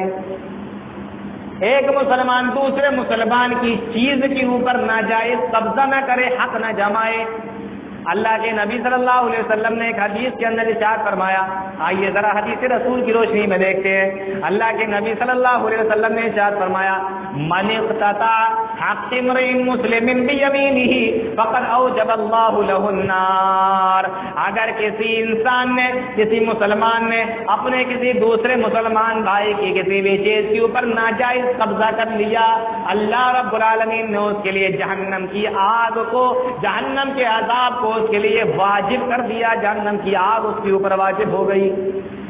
صحابہ نے جب یہ سنا کہ کسی بھی چیز کے اوپر ناجائز قبضہ کیا تو جہنم کی آگ واجب ہو گئی، ایک صحابی رسول کھڑے ہو گئے اور سوال کیا، اللہ کے نبی ذرا یہ بتائیے، وَإِنْ كَانَ شَيْئًا يَسِيرًا، اگر کسی کی معمولی چیز بھی ناجائز طور پہ دبا لی، ناجائز طور پہ معمولی سی چیز بھی دبا لی، تو کیا اس پر بھی اللہ رب العالمین جہنم کی آگ واجب کر دیتا ہے؟ اللہ کے نبی صلی اللہ علیہ وسلم کے ہاتھ میں ایک مسواک تھی، آپ نے اس کو نکال کے فرمایا، وَإِنْ كَانَ قَضِيبًا مِنْ عَرَاقٍ، اگر ناجائز طور پر اتنی بڑی جو یہ مسواک تم دیکھ رہے ہو، اتنی سی چیز کو بھی اگر کسی نے ناجائز طور پہ دبا لیا تو اللہ اس کے اوپر جہنم کو واجب کر دیتا ہے. زمین و جائیداد، دولت، مکان، دکان، پیڑ پودے، کھیت کھلیان، میری دیوار کی میرے مکان کی باؤنڈری اور یہ اس کے چار دیواری، یہ بہت بڑی چیزیں ہیں۔ نبی فرماتے ہیں اگر ایک کھجور کی شاخ کے برابر بھی کسی نے ناجائز طور پہ کسی کا مال دے لیا، چیز کو دبا لیا، اللہ اس پہ جہنم کی آگ کو واجب کر دیتا ہے۔ ایک اور حدیث دیکھیے، اللہ کے نبی صلی اللہ علیہ وسلم ارشاد فرماتے ہیں اگر کسی نے کسی کی زمین کو ایک بالشت کے برابر دبا لیا، کتنے کی بات چل رہی ہے؟ 1 فٹ، 1 بیگھا نہیں، ایک مکان کے برابر، ایک دکان، یہ تو ہم لوگوں کا معاملہ ہے، مکانوں پہ قبضے، دکانوں پہ قبضے، زمین و جائیداد پر ایک دوسرے کی قبضے، یہ ہم لوگ کر رہے ہیں۔ یہاں اللہ کے نبی 1 بیگھا کی بات نہیں کر رہے، ایک دکان کی بات نہیں کر رہے، ایک مکان کی بات نہیں کر رہے، ایک گز کی بات نہیں کر رہے، 1 فٹ کی بات نہیں کر رہے۔ اللہ کے نبی صلی اللہ علیہ وسلم فرماتے ایک بالشت بھی اگر کسی نے زمین دبا لی کیا ہوگا؟ آئیے حدیث اٹھا کر دیکھیں۔ اللہ کے نبی صلی اللہ علیہ وسلم ارشاد فرماتے ہیں من ظلم قید شبر من الارض طبقہ من 7 ارضین، اگر کسی نے 1 بالش کے برابر بھی زمین دبا لی، اللہ کے نبی صلی اللہ علیہ وسلم ارشاد فرماتے ہیں کل قیامت کے دن اللہ رب العالمین 7 زمینوں کو لپیٹ کر اس کے گلے کے اندر ڈال دے گا، جو اس بات کی نشانی ہوگی کہ یہ دنیا کے اندر کسی کی زمین کو دبا کر آیا تھا، یہ دنیا کے اندر کسی کی جائیداد پر ناجائز قبضہ کر کے آیا تھا، یہ کسی کے حقوق کو مار کر آیا تھا، یہ کسی کی زمین پر ناجائز قبضہ کر کے آیا تھا، اس بات کی علامت ہوگی۔ آپ ذرا غور کیجئے، اگر کوئی بڑا عزت دار آدمی ہو اور کوئی آدمی اس کو بے عزت کرتے ہوئے زمین سے مٹی اٹھا کر اس کے منہ پر مار دے، یہ اس کے لیے عزت کی بات ہوگی یا بے عزت کی بات ہوگی؟ میں آپ سے سوال کر رہا ہوں۔ ایک کوئی بہت عزت دار آدمی سمجھا جاتا ہے، بہت بڑا آدمی سمجھا جاتا ہے، اور کوئی آدمی ایسے مٹی اٹھائے اور مٹی اٹھا کر اس کے منہ پہ مار دے یوں کر کے، تو آپ کیا کہیں گے؟ عزت دے رہا ہے؟ کیا کہیں گے؟ یار آج تو تمہاری بڑی بے عزتی ہو گئی۔ ایک مٹھی مٹی اگر چہرے پہ چلی جائے تو بے عزتی محسوس ہوتی ہے۔ اللہ کے نبی صلی اللہ علیہ وسلم ارشاد فرماتے ہیں 7 زمینوں کو لپیٹ کر اللہ گلے میں ڈال دے گا۔ اب بتاؤ وہاں کتنی بے عزتی محسوس ہوگی؟ اسی لیے 2 صحابی اللہ کے نبی صلی اللہ علیہ وسلم کے پاس میں آئے، 2 مسلمان اللہ کے نبی صلی اللہ علیہ وسلم کے پاس میں آئے، دونوں جھگڑ رہے ہیں اور اللہ کے نبی صلی اللہ علیہ وسلم کے پاس میں آ کر کہہ رہے ہیں اے اللہ کے نبی اس نے میری زمین کو دبا لیا، زمین میری تھی لے اس نے لے لی۔ دوسرا کہہ رہا ہے نہیں نہیں اللہ کے نبی زمین میری تھی اس نے لے لی ہے۔ ایک کہہ رہا ہے میری زمین ہے، دوسرا کہہ رہا ہے میری زمین ہے۔ اللہ کے نبی صلی اللہ علیہ وسلم نے دونوں کو بٹھایا اور دونوں کو بٹھانے کے بعد میں دونوں کے مقدموں کو سنا، دونوں کی باتوں کو سنا۔ جب دونوں نے اپنی اپنی باتیں بتا لی، اللہ کے نبی صلی اللہ علیہ وسلم نے ارشاد فرمایا دیکھو میں نے تمہاری باتیں تو سن لی ہے، اب میں فیصلہ بھی کرنے والا ہوں، لیکن اس سے پہلے میری ایک بات سن لو۔ اللہ کے نبی ارشاد فرماتے ہیں لعل بعضکم ان یکون الحن بحجته، تم میں سے کوئی آدمی چرب زبان ہوتا ہے اور وہ جھوٹا ہوتا ہے لیکن اپنی بات کو اس طریقے سے بتاتا ہے کہ لوگوں کو یقین ہو جاتا ہے، اور کچھ ہوتے ہیں جن کو زیادہ بولنا نہیں آتا، وہ سچائی پر بھی ہوتے ہیں اس کے باوجود وہ بول نہیں پاتے، لوگ سمجھتے ہیں یہی غلط ہوگا تبھی تو بول نہیں پا رہا ہے۔ اللہ کے نبی صلی اللہ علیہ وسلم ارشاد فرماتے ہیں یہ بات سن لی، اب میں تمہارے درمیان میں فیصلہ کرنے والا ہوں۔ فمن قضیت له بحق اخیہ فانما له قطعۃ من النار، اگر کوئی ایسا معاملہ ہے سن لو، میں تو تمہاری باتوں کو سن کر جس کی بات صحیح لگے گی فیصلہ کر دوں گا، لیکن اگر وہ آدمی جھوٹ بول رہا ہوگا تو سمجھ لینا میں محمد رسول اللہ اس کو زمین نہیں دے رہا ہوں بلکہ اس کو جہنم کا ایک ٹکڑا دے رہا ہوں، میں اس کو عذاب کا ایک ٹکڑا دے رہا ہوں، میں جہنم کا اس کو ایک ٹکڑا ایک پلاٹ دے رہا ہوں، میں اس کو زمین جائیداد نہیں دے رہا ہوں۔ جب یہ صحابہ کرام نے جب یہ باتیں سنی، اللہ کے نبی صلی اللہ علیہ وسلم سے کہنے لگے اے اللہ کے نبی ذرا رک جائیے، ابھی فیصلہ مت کیجیے، ذرا رک جائیے۔ آپ نے فرمایا کیا بات ہے؟ ایک کہتا ہے اللہ کے نبی زمین میری نہیں ہے میرے بھائی کی ہے اسی کو دے دو، دوسرا کہتا ہے نہیں نہیں اللہ کے نبی زمین میری نہیں ہے میرے بھائی کی ہے اسی کو دے دو۔ ابھی تھوڑی دیر پہلے آئے تھے لڑ رہے تھے اور کہہ رہے تھے میری زمین ہے میری زمین ہے، لیکن نبی کی ایک حدیث کو سنا کہ میں اس کو زمین نہیں دے رہا ہوں بلکہ جہنم کا ایک ٹکڑا دے رہا ہوں۔ اس حدیث کو سننے کے بعد میں دونوں یہی کہہ رہے ہیں میری نہیں میرے بھائی کی ہے، دوسرا کہہ رہا ہے کہ میری نہیں میرے بھائی کی ہے۔ اللہ کے نبی صلی اللہ علیہ وسلم کے پاس میں بیٹھ کر دونوں کہتے ہیں اللہ کے نبی میں لینے کے لیے تیار نہیں ہوں۔ یہ ڈر تھا صحابہ کرام کے دل کے اندر۔ آج یہاں دکانوں پہ، مکانوں میں، یتیموں کے، بیواؤں کے، مسکینوں کے، جس کی زمین مل جائے، جس کی جگہ مل جائے، ناجائز قبضہ کر لیتے. اللہ کے نبی صلی اللہ علیہ وسلم کا معاملہ یہ نہیں تھا. آئیے ذرا دیکھیے نبی کریم پیارے نبی کی زندگی دیکھیے. اللہ رب العالمین نے اسوہ حسنہ بنا کر بھیجا تھا. اللہ کے نبی صلی اللہ علیہ وسلم مدینہ پہنچے، آپ کی اونٹنی جہاں پر بیٹھی، اللہ کے نبی صلی اللہ علیہ وسلم نے ارشاد فرمایا میری اونٹنی جہاں پر بیٹھی ہے مسجد یہیں پر بنائی جائے گی. ایک میدان تھا، سمجھ آ رہی ہے نا بات؟ نیند تو نہیں آ رہی؟ ٹھیک ہے. اللہ کے نبی صلی اللہ علیہ وسلم فرماتے ہیں دیکھو یہ جو میدان سا پڑا ہوا ہے اور میری اونٹنی بھی یہیں پر بیٹھی ہے، مسجد یہیں پر بنائی جائے گی. اللہ کے نبی صلی اللہ علیہ وسلم فرماتے ہیں ذرا بتاؤ یہ زمین کس کی ہے؟ ذرا زمین والوں کو تو بلاؤ. مسلمانوں ذرا غور کرو اپنے نبی کی زندگی پر. اللہ کے نبی صلی اللہ علیہ وسلم کو بتایا گیا اے اللہ کے نبی یہ جو زمین ہے یہ 2 یتیم بچوں کی ہے، باپ کا انتقال ہو چکا ہے اور وہ اسی زمین کو چھوڑ کے مرا ہے. 2 یتیم بچوں کی زمین ہے. اللہ کے نبی صلی اللہ علیہ وسلم نے دونوں کو بلایا اور دونوں کو بلا کے آپ نے فرمایا اے بچوں یہ زمین مجھے پسند آ گئی ہے اور میں یہاں پر مسجد بنانا چاہتا ہوں، یہ زمین تم دونوں مجھے بیچ دو. بچے تو خوش ہو گئے اور کہنے لگے اے اللہ کے نبی اگر زمین آپ کو پسند آ گئی ہے اور یہاں پر آپ مسجد بنانا چاہتے ہیں تو مجھے بیچنے کی کیا ضرورت ہے، ہم ایسے ہی زمین کو دینے کے لیے تیار ہیں. اللہ کے نبی فرماتے ہیں نہیں میں بغیر پیسوں کے زمین نہیں لوں گا. فرمایا اللہ کے نبی آپ کو کون دے رہا ہے؟ آپ تو کہہ رہے ہیں مسجد بنے گی، میں تو اللہ کے لیے دے رہا ہوں، میں تو مسجد کے لیے دے رہا ہوں، میں آپ کو تو نہیں دے رہا ہوں. کہا کہ نہیں ہم بغیر پیسے کے نہیں خریدیں گے. کہا اللہ کے نبی آخر کیا وجہ ہے؟ یہاں پر اللہ کی عبادت ہوگی، یہاں پر لوگ نماز پڑھیں گے، قیامت تک لوگ یہاں پہ سجدہ کریں گے، آپ خود بھی اسی کے اندر نماز پڑھیں گے. اے اللہ کے نبی اس سے بڑے میرے لیے اور فخر کی اور شرف کی اور اس سے بڑے ثواب کی میرے لیے اور کیا بات ہو سکتی ہے؟ اے اللہ کے نبی زمین کو میں ایسا ہی دیتا ہوں. اللہ کے نبی صلی اللہ علیہ وسلم نے فرمایا کہ نہیں میں رحمت للعالمین بن کر آیا ہوں، میں یتیموں کے مالوں کو ہڑپ کرنے کے لیے نہیں آیا. اگر تم سے زمین خریدوں گا تو پیسے ہی لوں گا، پیسے ہی دوں گا. اگر تم لوگ پیسے نہیں لیتے ہو تو میں تمہاری زمین بھی خریدنے کے لیے تیار نہیں ہو، تمہاری زمین بھی لینے کے لیے تیار نہیں ہو. وہ دونوں چھوٹے چھوٹے بچوں نے سمجھ لیا کہ بغیر پیسہ دیے اللہ کے نبی صلی اللہ علیہ وسلم زمین نہیں لیں گے، تو وہ لوگ زمین کو پیسے میں بیچنے کے لیے تیار ہو گئے. اللہ کے نبی صلی اللہ علیہ وسلم نے زمین کی قیمت ادا کی تب ان سے زمین کو لیا. اگر آپ چاہتے تو ایسے بھی لے سکتے تھے نا، دونوں بچے دینے کے لیے بھی تیار تھے، لیکن نبی کو کتنی فکر تھی کہ یہ 2 یتیم بچوں کی زمین ہم ایسے ہی لے لیں گے، یہ یتیم بچے کہاں جائیں گے؟ اور آج ہم ہیں یہاں مسجد کے لیے بھی اللہ کے نبی صلی اللہ علیہ وسلم لینا گوارا نہیں کر رہے ہیں، اور ہم بیوہ بدوا مسکین یتیم فقیر محتاج کمزور غریب جس کی بھی جگہ مل جائے اپنا مکان بنانے کے لیے بھی اس کو چھوڑنے کے لیے تیار ہیں. ایک مسلمان کا دوسرے مسلمان کے اوپر حق ہے کہ جائیداد کو نہ دبائے، جائیداد کے اوپر ناجائز قبضہ نہ کیا جائے.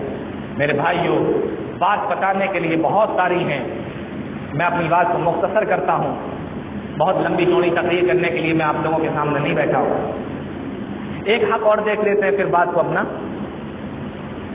چھوٹا مختصر کر دیتے ہیں. ایک حق اور دیکھ لیتے ہیں، یہ تو ہو گیا زمین جائیداد نہ دبائے.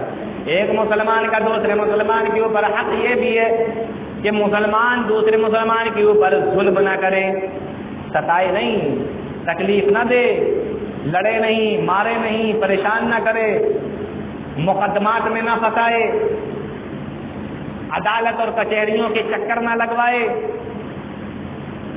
ظلم نہ کرے ایک مسلمان دوسرے مسلمان کے اوپر. آئیے ظلم کے تعلق سے اللہ کے نبی صلی اللہ علیہ وسلم نے کیا فرمایا. اللہ اکبر. حدیث رسول دیکھیے، اللہ کے نبی صلی اللہ علیہ وسلم نے اپنی زندگی میں ایک حج کیا جس کو حجۃ الوداع کہا جاتا ہے. ایک حج کیا میرے نبی نے. عمرے تو 4 کی اللہ کے نبی نے، لیکن حج ایک مرتبہ ایک ہی حج کیا اللہ کے نبی صلی اللہ علیہ وسلم نے. اسی حجۃ الوداع کے موقع پر सन 10 ہجری میں اللہ کے نبی صلی اللہ علیہ وسلم خطبہ دے رہے ہیں اور اسی خطبے کے اندر ارشاد فرماتے ہیں اے لوگو ان دماءکم واموالکم واعراضکم علیکم حرام کحرمت یومکم ھذا وفی بلدکم ھذا وفی شہرکم ھذا، اے لوگو جتنی عزت تم مکہ شہر کی کرتے ہو، جتنی عزت تم خانہ کعبہ کی کرتے ہو، جس طریقے سے تم مکہ کی بے عزتی نہیں کرنا چاہتے، جس طریقے سے تم خانہ کعبہ کی بے عزتی اور اس کا احترام کرتے ہو اور اس کی بے عزتی نہیں کرنا چاہتے، اسی طریقے سے تمہارے لیے ضروری ہے کہ تم ایک مسلمان کا احترام کرو، اس کی بے عزتی نہ کرو، اس کے مال کا احترام کرو، اس کے مال کو ناجائز طریقے سے نہ کھاؤ، اس کی عزت کا بھی احترام کرو، اس کی عزت کرو، اس کی عزتوں کو نہ اچھالو، جس طریقے سے تمہاری نگاہ میں کعبہ بڑی عزت والا ہے، مکہ شہر بڑی عزت والا ہے، اس کے خلاف کچھ نہیں بولتے، خانہ کعبہ کے خلاف کچھ الٹا سیدھا نہیں بولتے، اسی طریقے سے ایک مسلمان کی عزت، اس کا مال اور وہ مسلمان تمہاری نگاہ میں عزت والا ہونا چاہیے۔ کس کے برابر قرار دیا اللہ کے نبی صلی اللہ علیہ وسلم نے؟ جیسے خانہ کعبہ کی عزت ہے نا ہر مسلمان کی، اسی طریقے سے ایک مسلمان کی عزت ایک دوسرے مسلمان کے اندر ہونا چاہیے۔ آئیے ایک لاسٹ بات آپ کو بتاتا ہوں، پھر اپنی بات کو ختم کرتا ہوں۔ میں نے کہا تھا یہ چند چیزیں ہیں چھوٹی چھوٹی جس سے معاشرہ بڑا پیارا بنتا ہے، اصلاح ہوتی ہے معاشرے کی، اصلاح ہوتی ہے سماج کی، یہ چھوٹی چھوٹی چیزیں۔ اسلام نے ہمیں کیسا معاشرہ دیا، اسلام نے ہمیں کس طریقے سے رہنے کا حکم دیا۔ آئیے دیکھیے ذرا آخری بات آپ کو بتاتا ہوں۔ جنگ یرموک ہو رہی ہے، یرموک کے اندر جنگ ہو رہی ہے، حضرت خالد بن ولید رضی اللہ تعالیٰ مسلمانوں کے سپہ سالار ہیں، کمانڈر ہیں، اور عیسائیوں سے جنگ ہو رہی ہے، رومیوں سے جنگ ہو رہی ہے، روم کی فوج سے جنگ چل رہی ہے۔ حضرت خالد بن ولید رضی اللہ تعالیٰ حضرت اکرامہ رضی اللہ تعالیٰ عنہ سے کہتے ہیں اے اکرامہ، کل میں تمہیں دیکھ رہا تھا، تم بڑے دشمنوں کی صفوں میں گھس کے لڑ رہے تھے، بڑی جان پہچانی کے ساتھ میں لڑ رہے تھے، میں تمہیں لڑنے سے منع نہیں کرتا، لیکن ابھی مسلمانوں کو تمہاری ضرورت ہے، تھوڑا سا اپنا بھی خیال رکھا کرو۔ یہ کون کہہ رہا ہے؟ خالد بن ولید کہہ رہے ہیں اکرمہ سے۔ اکرمہ جانتے ہیں آپ کون ہے؟ ابو جہل کے بیٹے۔ باپ اتنا بڑا اسلام کا دشمن کہ نبی نے کہا میری امت کا فرعون اگر دیکھنا چاہتے ہو تو ابو جہل کو دیکھو۔ باپ اتنا بڑا دشمن اور بیٹا اسلام کا سچا سپاہی۔ خالد بن ولید کیا کہہ رہے ہیں؟ اے اکرمہ، میں تمہیں لڑنے سے منع نہیں کرتا، لیکن ابھی مسلمانوں کو تمہاری ضرورت ہے، تھوڑا اپنا بھی خیال رکھا کرو، تھوڑا دھیان رکھا کرو، اتنا صفوں کے اندر نہ گھس جایا کرو۔ اکرمہ پلٹ کر جواب دیتے ہیں اے خالد بن ولید، تم کیا چاہتے ہو؟ تم مجھ سے پہلے ایمان لائے، تم نے مجھ سے زیادہ نبی کے پیچھے نمازیں پڑھی اور تم مجھ سے زیادہ نبی کے ساتھ میں جنگ پر گئے۔ اے اکرمہ، اے خالد، میں تمہارے بعد میں ایمان لایا، تم سے کم میں نے نبی کے پیچھے نمازیں پڑھی ہیں اور میں نبی کے ساتھ میں تم سے کم گیا ہوں، تو اب کیا چاہتے ہو کہ میں یہاں پر بھی تم سے پیچھے رہ جاؤں؟ میں اس طریقے سے تم نہیں کر سکتا۔ کہا میں تمہیں روک نہیں رہا ہوں، لیکن تم اپنا بھی خیال رکھا کرو۔ بالآخر دوسرا دن ہوتا ہے، جنگ شروع ہو جاتی ہے، صبح سے شام تک جنگ ہوتی رہتی ہے، اور تاریخوں میں لکھا ہوا ہے کہ اللہ رب العالمین نے مسلمانوں کو فتح نصیب فرمائی۔ اب مسلمانوں میں سے جو لوگ شہید ہوئے تھے ان کی لاشوں کو اٹھا کے لایا گیا، اور جو زخمی ہوئے تھے ان کو زخمیوں کے کیمپ میں لے جایا گیا، لیکن 3 مسلمان ہیں پورے میدان میں جن کا کوئی پتہ نہیں چل رہا ہے۔ آخر وہ مسلمان میدان سے چلے کہاں گئے؟ ان کو زمین نے نگل لیا یا آسمان نے کھا لیا؟ آخر وہ 3 مسلمان کہاں چلے گئے؟ حضرت حارث بیان کرتے ہیں کہ میں مشق کو، جس کے اندر پانی بھرا ہوا ہوتا ہے، چمڑے کا وہ تھیلا جس کو مشق کہتے ہیں، میں مشق کو اپنے کندھے میں ٹانگا ہوا تھا اور ہاتھ میں میرے پانی کا پیالہ تھا، اور میں ڈھونڈتا ہوا پورے میدان میں جا رہا تھا کہ کہیں پر کوئی مسلمان مجھے مل جائے تو میں اس کو پانی پلا دوں۔ آخر میں کافی دور نکل گیا، میں بہت آگے نکل گیا، وہاں پر جا کر میں دیکھتا ہوں کہ ایک مسلمان زخموں سے پورا پر ہے، زخموں اس کے جسم پر بھرے ہوئے اور خون اتنا نکل چکا چکا ہے، ایسا لگتا ہے کہ جیسے وہاں پر کوئی خون کی جمنا ندی بہ رہی ہو۔ کہتے ہیں کہ میں جب اس کے پاس میں پہنچا، اس نے اپنی آنکھوں کو کھول دیا اور میرے پانی کے پیالے کو دیکھنے لگا۔ میں فوراً ہی سمجھ گیا کہ اس کو پانی کی ضرورت پڑ رہی ہوگی۔ میں فوراً اس کے پاس میں پانی کو بھر کے پہنچا اور جب میں اس کو دینے لگا، ابھی اس نے اپنے پانی کے پیالے کو اپنے ہاتھوں میں لیا بھی نہیں تھا، اپنے ہونٹوں سے لگایا بھی نہیں تھا کہ برابر سے ایک اور مسلمان کی آواز آئی جو زخموں سے چور تھا، جو زخمی پڑا ہوا تھا۔ ایک اور مسلمان کی آواز آئی، پانی۔ انہوں نے اپنے ہاتھ سے پیالہ میرے ہاتھ میں تھما دیا، اپنے ہونٹوں سے پیالہ میرے ہاتھ میں تھما دیا اور کہا کہ جاؤ پہلے میرے مسلمان بھائی کو پانی پلا دو، ایسا معلوم ہوتا ہے کہ وہ مجھ سے زیادہ پیاسا ہے۔ یہ کہنے لگے، میں پانی کا پیالہ لے کر اس کے پاس میں پہنچا اور پانی کا پیالہ جب میں نے اس کو دیا، ابھی اس نے بھی اپنے ہونٹوں سے نہ لگایا تھا، اتنے میں ایک اور تیسرے مسلمان کی آواز آئی، پانی۔ اتنے بھی پانی کا پیالہ اپنے ہونٹوں سے ہٹا دیا اور کہا کہ جاؤ میرے مسلمان بھائی کو پانی پلا دو۔ کہنے لگے، میں تیسرے والے کے پاس میں پہنچا، ابھی میں تیسرے والے کے پاس میں پہنچا ہی تھا، پانی کا پیالہ بھی اس کے ہاتھ میں نہ دیا تھا، ادھر آسمان سے اللہ رب العالمین نے موت کے فرشتے کو بھیج دیا اور کہا کہ جاؤ میرے مسلمان بندے کی روح کو لے کر آؤ، اب اسے دنیا کے پانی کی ضرورت نہیں، میں اس کو جنت کا پانی پلاؤں گا، میں اس کو حوض کوثر کا پانی پلاؤں گا۔ ادھر آسمان سے موت کا فرشتہ آیا۔ یہ صحابی بیان کرتے ہیں، میں پانی کا پیالہ لے کر جب اس کے پاس میں پہنچا، ابھی پانی کا پیالہ میں نے اس کے ہاتھ میں تھمایا بھی نہیں تھا، اس سے پہلے ہی اس کی روح قبض انصری سے پرواز کر گئی اور وہ شہید ہو گیا، اس کا انتقال ہو گیا۔ میں نے پانی کا پیالہ اپنے ہاتھ میں پکڑا اور دوڑا میں دوسرے والے کے پاس میں آیا کہ لاؤ جلدی سے اس کو پانی کا پیالہ دے دیتے ہیں اور پانی پلا دیتے ہیں۔ جب میں دوسرے والے کے پاس میں پہنچا تو دیکھا کہ وہ بھی اس دنیا کو چھوڑ کے جا چکا تھا۔ پھر میں نے سوچا لاؤ پہلے والے کو پانی پلا دیتے ہیں۔ میں دوڑتا ہوا بھاگا ہوا اس کے پاس میں پہنچا تو وہاں پر جا کے کیا دیکھتا ہوں کہ اس کی روح بھی اس دنیا سے جا چکی ہے، وہ بھی قبض انصری سے پرواز کر چکی ہے اور وہ بھی مر چکا ہے، اس کی بھی شہادت ہو چکی ہے، اس کا بھی انتقال ہو چکا ہے۔ صحابی کہنے لگے کہ تینوں اس دنیا سے پیاسے تو چلے گئے لیکن اپنے مسلمان بھائی سے پہلے پانی کو پینا تینوں نے گوارا نہ کیا۔ وہ مسلمانوں، یہ معاشرہ اسلام نے تم کو دیا ہے، اس طریقے سے آپس میں رحم دل اور اس طریقے سے آپس میں